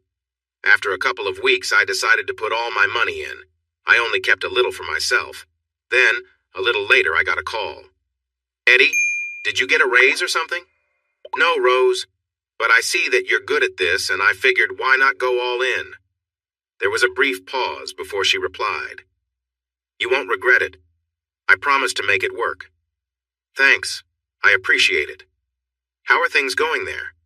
Are you and Claire still getting along?" She paused for a moment. "Yeah, everything is fine." Her voice sounded a bit shaky. "Is something bothering you, Rose?" "No, it's just strange discussing this with you. You might not get it, but it feels a bit uncomfortable sharing details about my life with your ex-husband." I chuckled for a few seconds before responding. Oh, don't worry. I feel the same way. If you had asked me a year ago how I would feel discussing your personal life, I would have laughed. So, how is Claire? She's doing well, busy as always. She's focusing a lot more on her charities now. She's even got me helping her with some tasks. What kind of tasks? Finding a new leader for her foundation. Oh, really? How is that going? I think I found the right person. I reached out and he is interested. Claire and I are having dinner with him on Friday. Good luck. Work was hectic. The pay was decent, but they really worked us hard. The hours were long and exhausting, especially at the job site. The heat was intense, and the place was vast. My main task was managing the water treatment plant and the cooling systems. We were a little behind schedule, which meant a big push was needed. For the next week, Claire and I hardly spoke. Before that, we talked every night. I finally found a moment to call her on Sunday night. "Hello, darling," she said warmly. "How are you?" "I'm doing all right. Sorry for not calling." "It's all right, my love. I know how busy you've been." "Still, I should have called. What's new? Is Rose still there?" "Yes, Rose is still here. Things have been hectic." "Oh, right. How's the search for the new leader going?" She laughed a little and said, "It's going very well. We have met several times. I think he is a great fit. Rose thinks so too." "When does he start?" "We're still in talks. He's coming over for dinner tonight." "Is he good looking?" I asked jokingly. "Oh, darling, you have no idea. I'm trying to set him up with Rose. He's wonderful." "Oh no, you're playing matchmaker again. Claire, you know she doesn't like that." "Not this time, my love. I can tell she's interested." "Well, good luck. But remember, I said so." A couple of days passed before I had a chance to call again. Claire didn't pick up, but Rose did. I jumped right in. "How's the new guy?" "Please stop. He isn't interested in me at all. He's nice, but that's it." "Oh, sorry to hear that. Is he involved with someone?" "No, but he's quite taken with your girlfriend." That surprised me, but I tried to stay calm. "Can't blame him, I guess. He'll have to count on you to keep her happy." I think that joke might have crossed the line because she responded sharply. "Excuse me?" "Sorry, I was just joking." "Well, it's not funny and I don't appreciate it." That pretty much ended our chat. I called Claire on her phone. She didn't pick up right away. It took a few rings before she answered. "Hello, Eddie. How are things going?" "Good. What about you? How has your day been?" "Oh, I had a wonderful day. We convinced Howard to take the CEO position." "That's great. Where are you? I tried calling your home." "I'm out celebrating with Howard. I tried to get Rose to join us, but she wasn't interested." "Silly girl. How is your matchmaking going?" "Not so well. Rose hasn't been very helpful." "Told you so." "Yes, I remember." "So how are you and Howard getting along?" "Very well. He is quite charming. I really wish Rose would see him the way I do." "And how is that?" I think she realized she might have said too much. Her pause spoke volumes. "He's very charismatic. He'll be great for the charity." "Is he handsome?" "Yes, he is. I wouldn't have tried to interest Rose if he weren't." "Do you find him attractive?" "Yes, I do. Look, we're out right now. Could I call you when I get back home?" "That depends on when you get home. I have an important day tomorrow and I don't want a late night. It's already late here. Maybe we can talk tomorrow?" "Of course. I'm sorry we haven't talked much lately. I've been caught up with everything." "It's okay, Claire. We can chat tomorrow." After hanging up, I wondered why I wasn't upset. If it had been Rose out with Howard, I think I would have felt different. The next morning I saw a text from Rose. "Sorry for being short with you. It's not your fault." It was 5:30 a.m. my time, about 2 a.m. for her. I chose not to wake her. The day flew by as usual. We had our typical challenges. Most of the engineers on the project were from other countries. Many were expats, especially from India. They were good engineers, but the language barrier made things tough. That added to my stress. A couple of days went by before I spoke to both of them again. The conversation felt strange. I sensed an unusual vibe. I wasn't sure if it was them or me. The next day I called again, and this time I got Rose. She sounded tense. "Hi, Eddie." "Hi, Rose. Is Claire there?" There was that same hesitation from our recent calls. "No, she's out."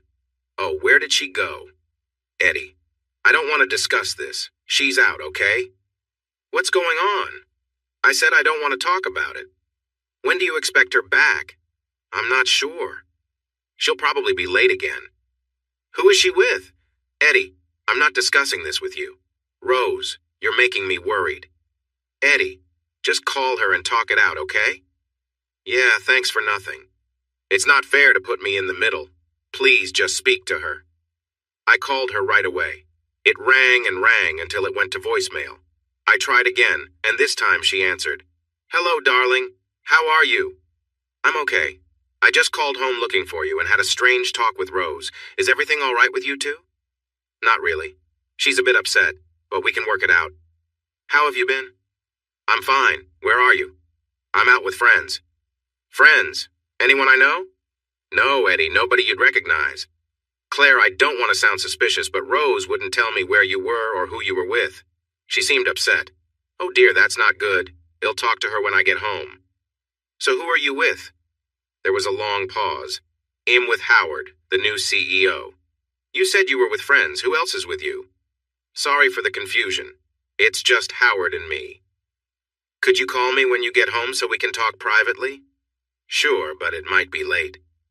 Claire, should I be worried about this? I'm confused about what's happening. I promise I'll call you as soon as I get back. She hung up, and I put the phone down, letting out a long sigh. Rose's attitude made it clear how she felt about the situation. Is Claire getting too close to this guy? I waited for what felt like forever. Finally, the phone rang, and I saw it was 2 in the morning. Hello, Eddie. Sorry it's so late. I hope I didn't wake you. No, I've been waiting for your call. I didn't expect it would be this late. I'm sorry, darling. Howard and I lost track of time. He's a nice guy. Let's cut to the chase. Is there something going on between you two? I heard her sigh. If you're asking if we're involved romantically, the answer is no. We've just had dinner a few times, that's all. Then why is Rose so upset? She thinks him being unfaithful. She doesn't like that him spending time with Howard. Claire, I don't mind if you go out for dinner or whatever, but all I ask is for honesty if it's something more. Eddie, I'm a little hurt that you would think that of me. It feels offensive. I'm sorry you feel that way, but what else was I to think? I understand, but really you need to trust me. Just one question. Are you interested in him? That long pause returned. I guess you could say I find Howard fun. We're the same age, have similar interests, and he's quite charming. I enjoy spending time with him.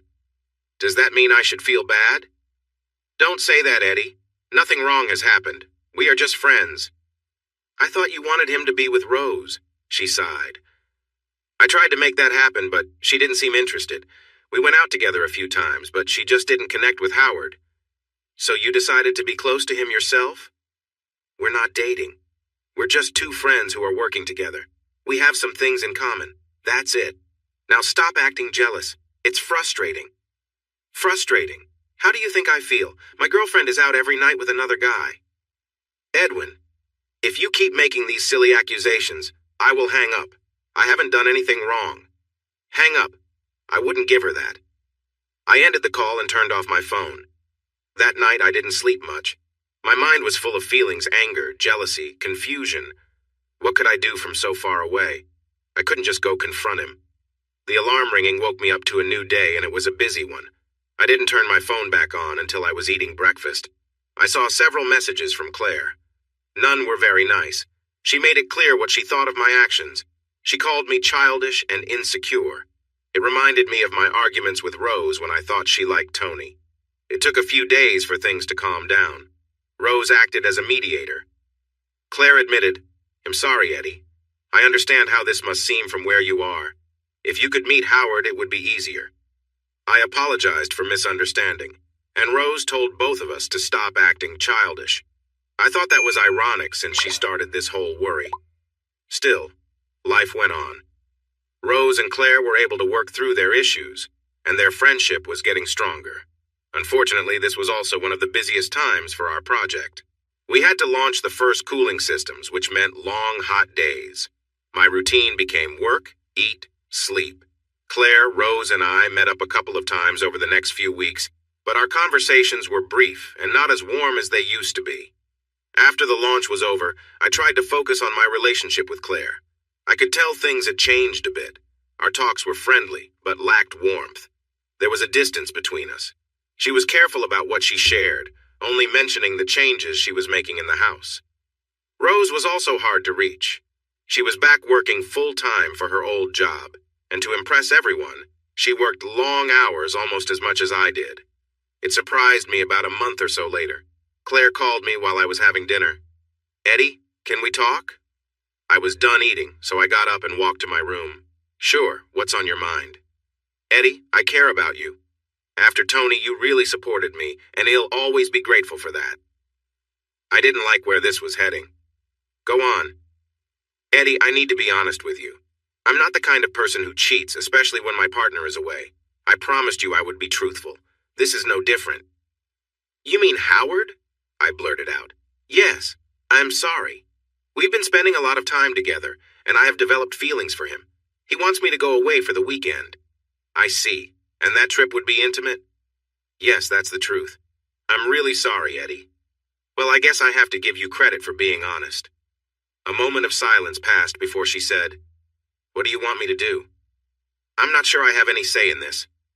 "Don't be silly. If you tell me you love me and want to be together forever, then I will turn him down." "Eddie, I've thought a lot about this. I don't want a hidden love. I prefer to be open." "You're confusing me, Claire. I don't get it." "Eddie, I loved our time together. You're wonderful, but I know I'm older than you. You might have concerns, be honest with me." "Yeah, I'd be lying if I said I didn't have worries." "Look, Claire, I'm not sure what to think. One moment you say you're going away with him, and the next you say you love me. What's happening?" "I never said I was going. I said he asked me. If you can tell me right now that you love me and want to be together, then he'll say no to him." "What do you want, Claire? Just tell me." "I want to know where we stand. Is there a we?" "Well, I thought there was. Maybe I was wrong. You have feelings for Howard, and if that's what you want, then just do it." I was getting frustrated with the conversation. "Let's be clear, Eddie. If you can't say you love me and want to be together forever, then we both need to think again." "I do love you, Claire, but I'm not sure what that means. I also have to think about Rose. Where does she fit in?" "Eddie, do you love Rose?" "Yes, of course I do." The words just came out. "Yes, you do, and she loves you. You and Rose should be together. What we had was great, but it was never meant to last. I think her true purpose was to be with him again. Just tell me, Claire, do you want to go with him?" Yes, I do." "Then I guess that's that." "Yes, maybe it is. I will always care for you, Eddie. You saved my life." "I care for you too, Claire. I can't tell what the future will be like. I mean, Howie might not be the best partner." She chuckled and took a moment to breathe. "Yes, he very well might not be." "What then?" I asked. "Well, I will regret letting go of a good relationship." "What about Rose? Does she know?"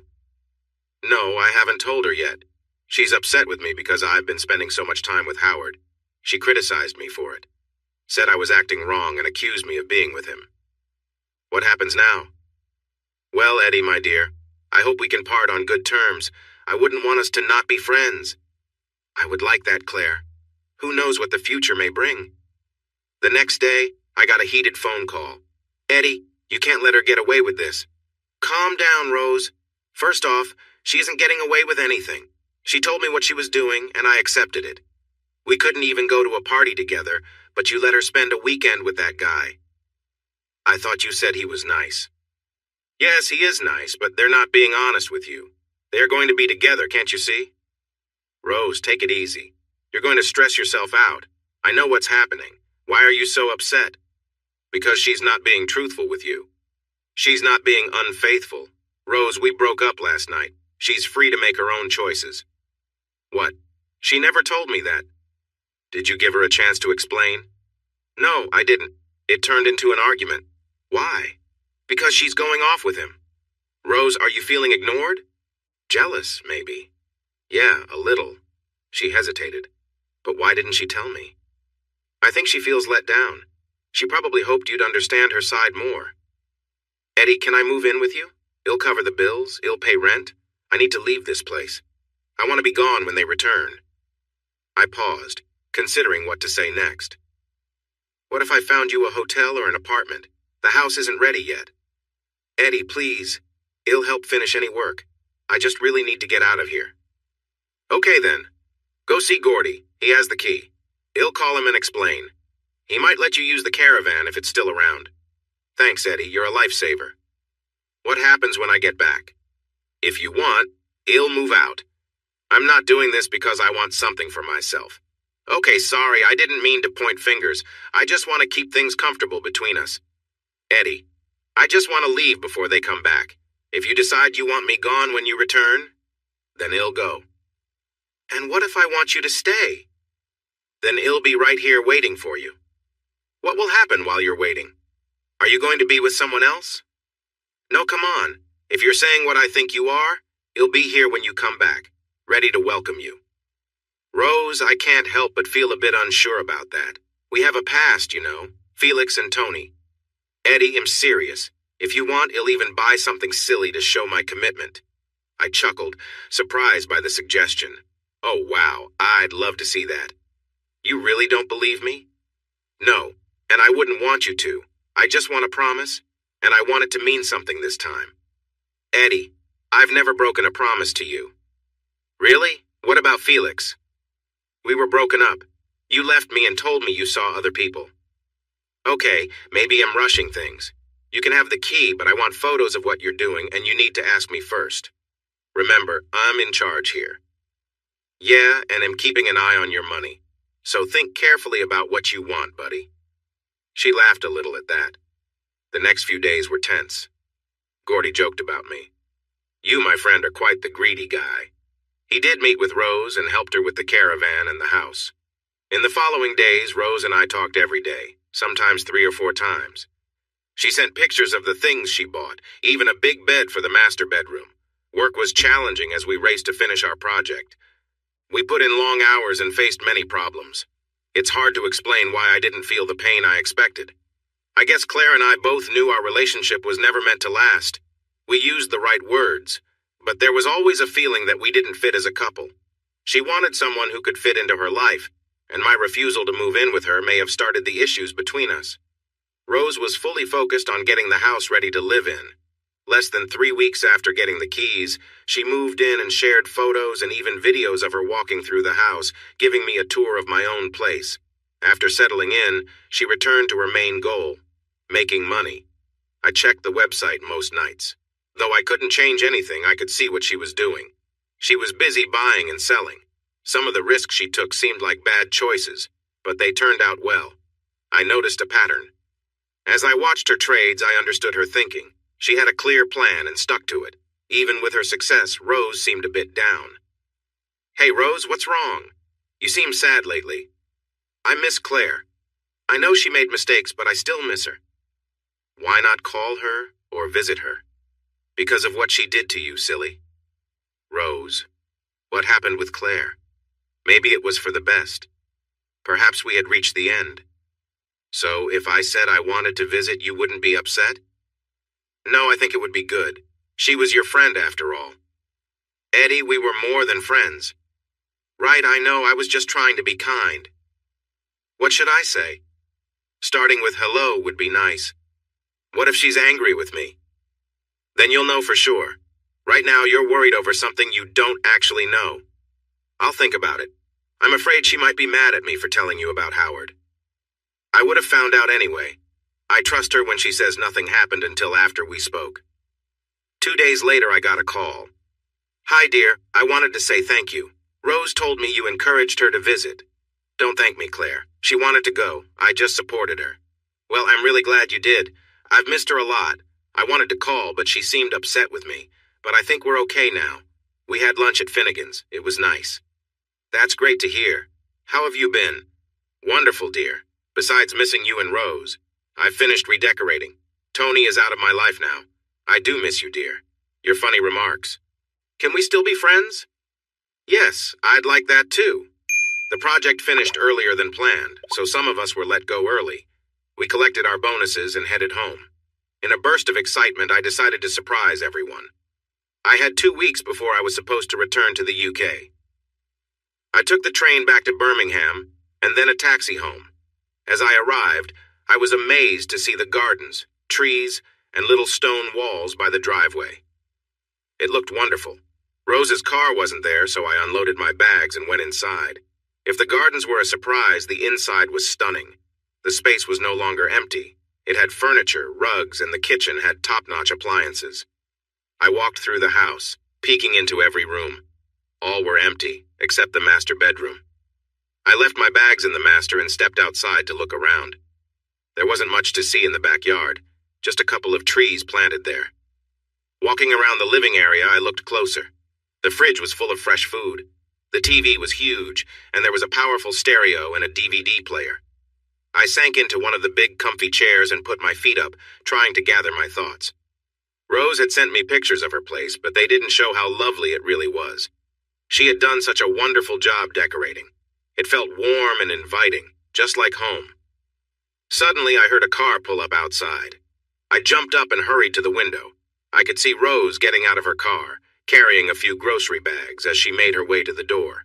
As she opened the door, I stepped back, not wanting to startle her. She looked a bit puzzled, probably wondering why the door was open. She set the bags down on the bench and turned towards me. "Hello, Rose," I whispered softly.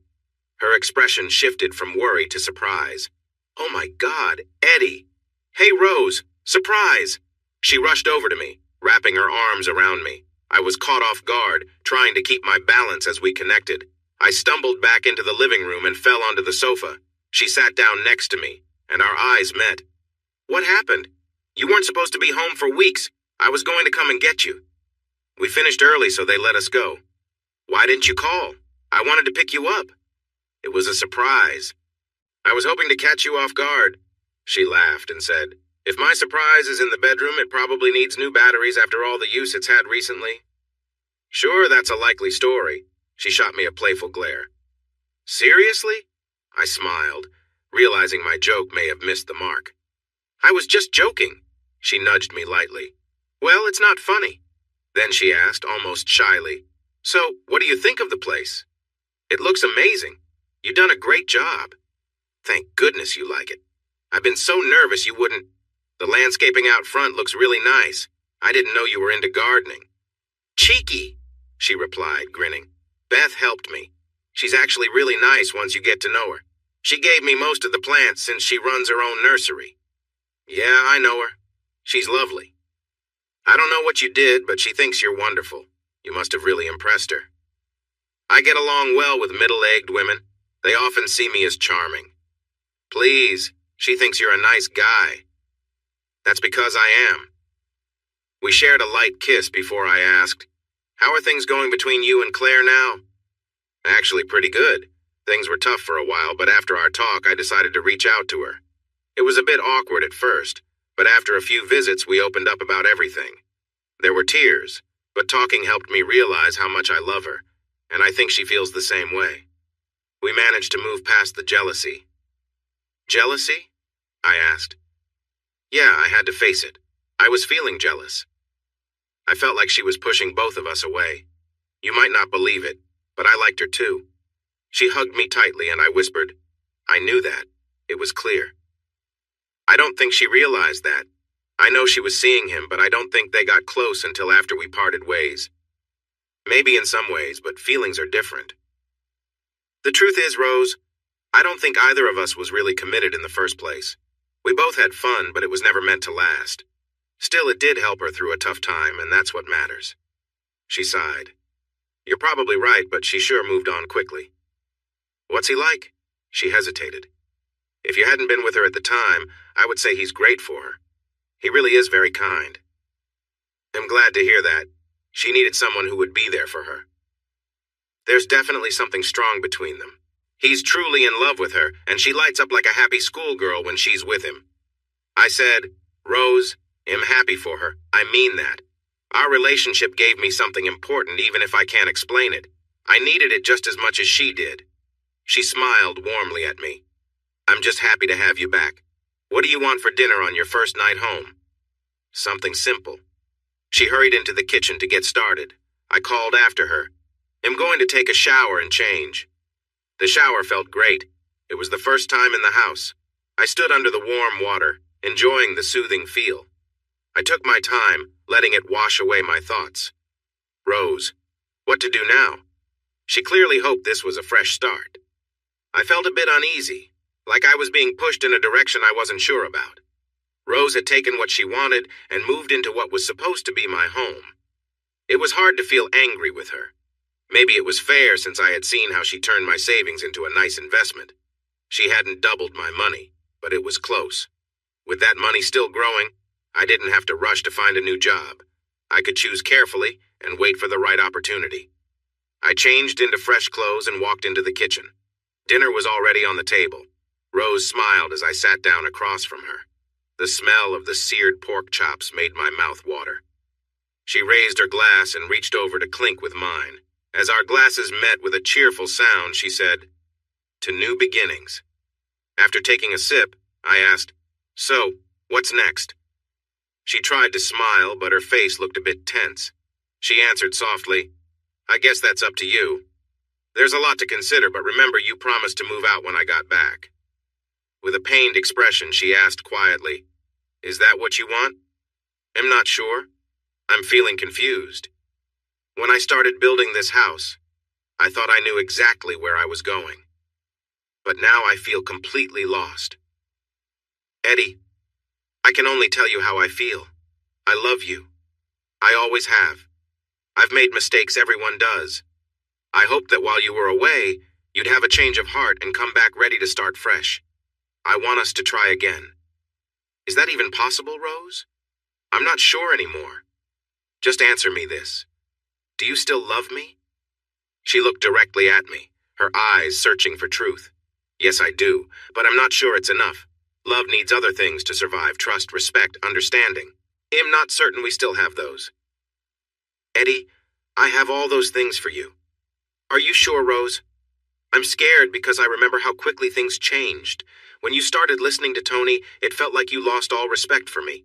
It happened once, what's to stop it from happening again?" "I never stopped respecting you. I regret ever letting him sway me. It was a huge mistake, but I never lost respect for you." Well, it sure didn't feel that way. The smell and taste of the meal took over, and we both set the conversation aside while we ate. The wine was perfect, a great choice. Later, as we washed the dishes together, she finally spoke up. "Eddie, what do we have to lose? I don't want to leave. I don't want to waste any more time. I want to be your wife again. I want to go back to when we were young, when everything felt so good and right." She turned to me, her hands resting on my shoulders, her face close to mine. "Please, Eddie, let me be your wife again." Her lips met mine, and in that moment, it felt like no time had passed at all. The warmth between us was undeniable, pulling us back to memories of our younger days together. The room was filled with soft light streaming through the window, casting a gentle glow over everything. I reached out, touching her face as we shared a quiet, close moment. She looked at me, her eyes warm and full of trust. We held each other tightly, feeling safe and close, as if time itself had paused just for us. Our laughter filled the space as we talked, sharing stories and little secrets, connecting in a way that made everything else feel far away. She reached for my hand, pulling me closer, and we lay side by side, simply enjoying each other's presence. As we settled in, there was a calmness, a peace, and a kind of joy that felt almost magical. We held each other, finding comfort in every small gesture, every gentle smile, and every touch. The warmth of the moment wrapped around us, and nothing else seemed to matter. It was just us, together, in that perfect, quiet moment of closeness. I gave in to the strong feeling of love and warmth that filled my chest. We embraced, and Rose wrapped her legs around me, holding on tightly as our connection deepened. Our closeness grew stronger, and we held each other with such intensity, as if nothing else mattered. When we finally paused, exhausted yet content, our faces glistened with a light sheen, and we lay together, our breathing slow and steady, wrapped in the comfort of a quiet moment. I kissed her softly, a gentle gesture that spoke of our shared joy and peace. Lying beside each other, we let the calm settle over us, feeling fulfilled. Soon, sleep came over me. With With Rose's warm body close, I drifted off into a deep, peaceful rest. It was late morning when I awoke to sunlight filling the room. Rose was no longer in bed. I got up and found her in the kitchen, preparing breakfast. I approached her from behind, wrapping my arms around her waist. She smiled and whispered, "Good morning, handsome." "Good morning to you, my love. This smells wonderful," I replied. She laughed softly. "So, am I still employed, or am I out?" I chuckled. "No, I think I'll keep you on, but you're on probation any slip-up and you're out." "Then, mister, move aside and let me finish cooking," she said playfully. I stepped back, letting her finish the eggs.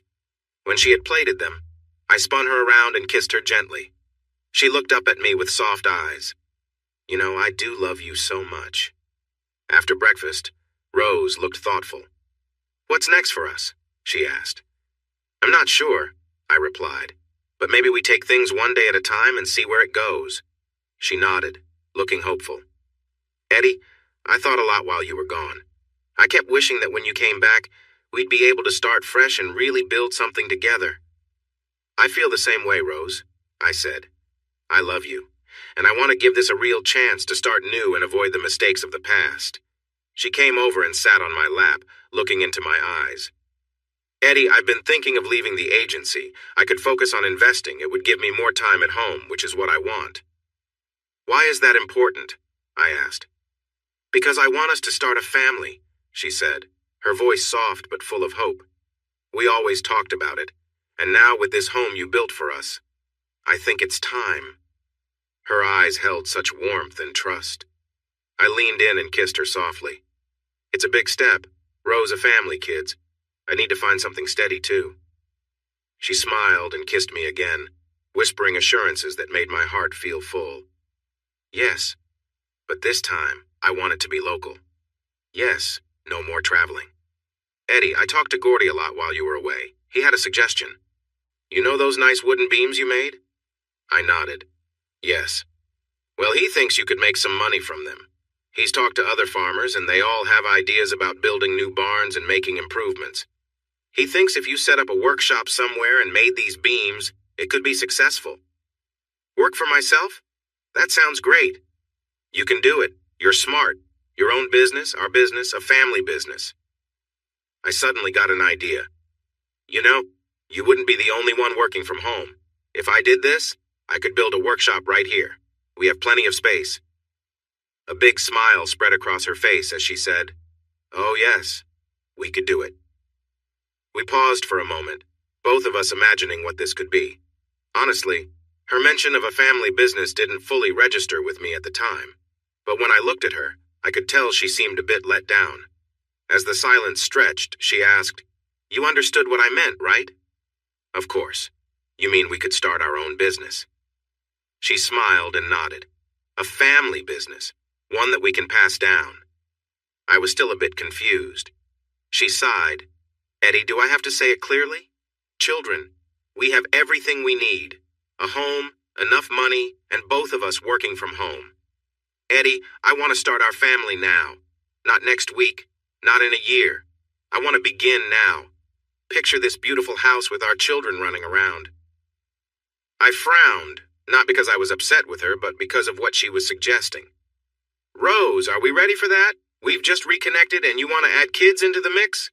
"Yes, Eddie, children. It's time." I have to admit I wasn't thrilled with the idea. Yes, I loved her, or at least had deep feelings for her, but kids. In the next few days, we focused on rebuilding our relationship. We talked late into the night, making plans and notes. I spoke to Gordy, who introduced me to some local farmers interested in my ideas. They could use the beams to make their barns more spacious and useful. Meeting people who were interested made me feel more confident. I talked to Mark, and he thought the beams were a great idea with many possible uses, if I could set a good price.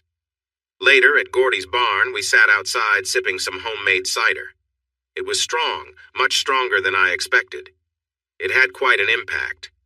As we opened our third bottle and the talk flowed comfortably, I suddenly asked, "Gordy, how did you know it was the right time to start your family?" He looked at me seriously. "Young one, I can't really explain that. All I can say is I just had a feeling. If you're thinking about starting a family with Rose, then do it. Because if you hesitate, someone else might step in. When I didn't say anything, he said firmly, Laddie, Rose is a wonderful girl. I don't understand why you were with Claire when you had her. I heard Rose talking to Beth, and she is eager to start. If you wait too long, she might move on. You could lose her, son. I felt embarrassed, and he chuckled. Well, Laddie, Claire is an attractive woman, and we were all a bit jealous when we learned you were with her, but Rose is special too. That night, I stumbled home to find Rose curled up on the sofa with her laptop. She tried to explain her program, but I was a bit tipsy and filled with excitement. Rose, let's make it happen. Her expression changed from one of worry to joy. Are you saying what I think you are? Yes, let's start right away. Let's have a baby. Sweetheart, it's not that simple. I have to stop my medication and it won't happen overnight. I don't mind. We can begin practicing, right? She laughed playfully. Yes, we can practice, but you're so tipsy that it might be tough. I took her hand and placed it on my waist. Don't worry about me. You might not think those simple words could make a difference, but they really did. Our moments together became deeper, filled with care and meaning. Everything felt more connected. There were other things on my mind, too. I was working on plans for a big shed workshop. I bought proper tools and started looking for affordable steel suppliers. I didn't want a pre-made shed. I wanted to design and build my own. I was determined to show off my creative ideas. The shed would serve as my display. I knew Rose still saw Claire pretty often, but I hadn't seen or spoken to her since I returned. I wanted to reach out, but I wasn't sure how. I worried that Rose might misunderstand my intentions. I didn't need to stress over it, though, because Rose brought it up herself. Sweetheart, I spoke to Claire today. She wants to come over, but she's worried about how you'll react. She feels scared. She doesn't need to be worried. I want to see her too. Just to say hello and try to rebuild our friendship. Good, because she'll be here soon. Please be kind. She's been very anxious about this. Claire arrived about 15 minutes later. She walked in looking beautiful as always, her golden hair flowing down her soft skin, her bright eyes shining, and her light green dress fluttering gracefully, showing off her long legs. How do you say hello to an ex in front of your wife? It felt a bit strange. She made it just as hard as I did. Eventually we hugged. As we held each other, I could feel her warmth.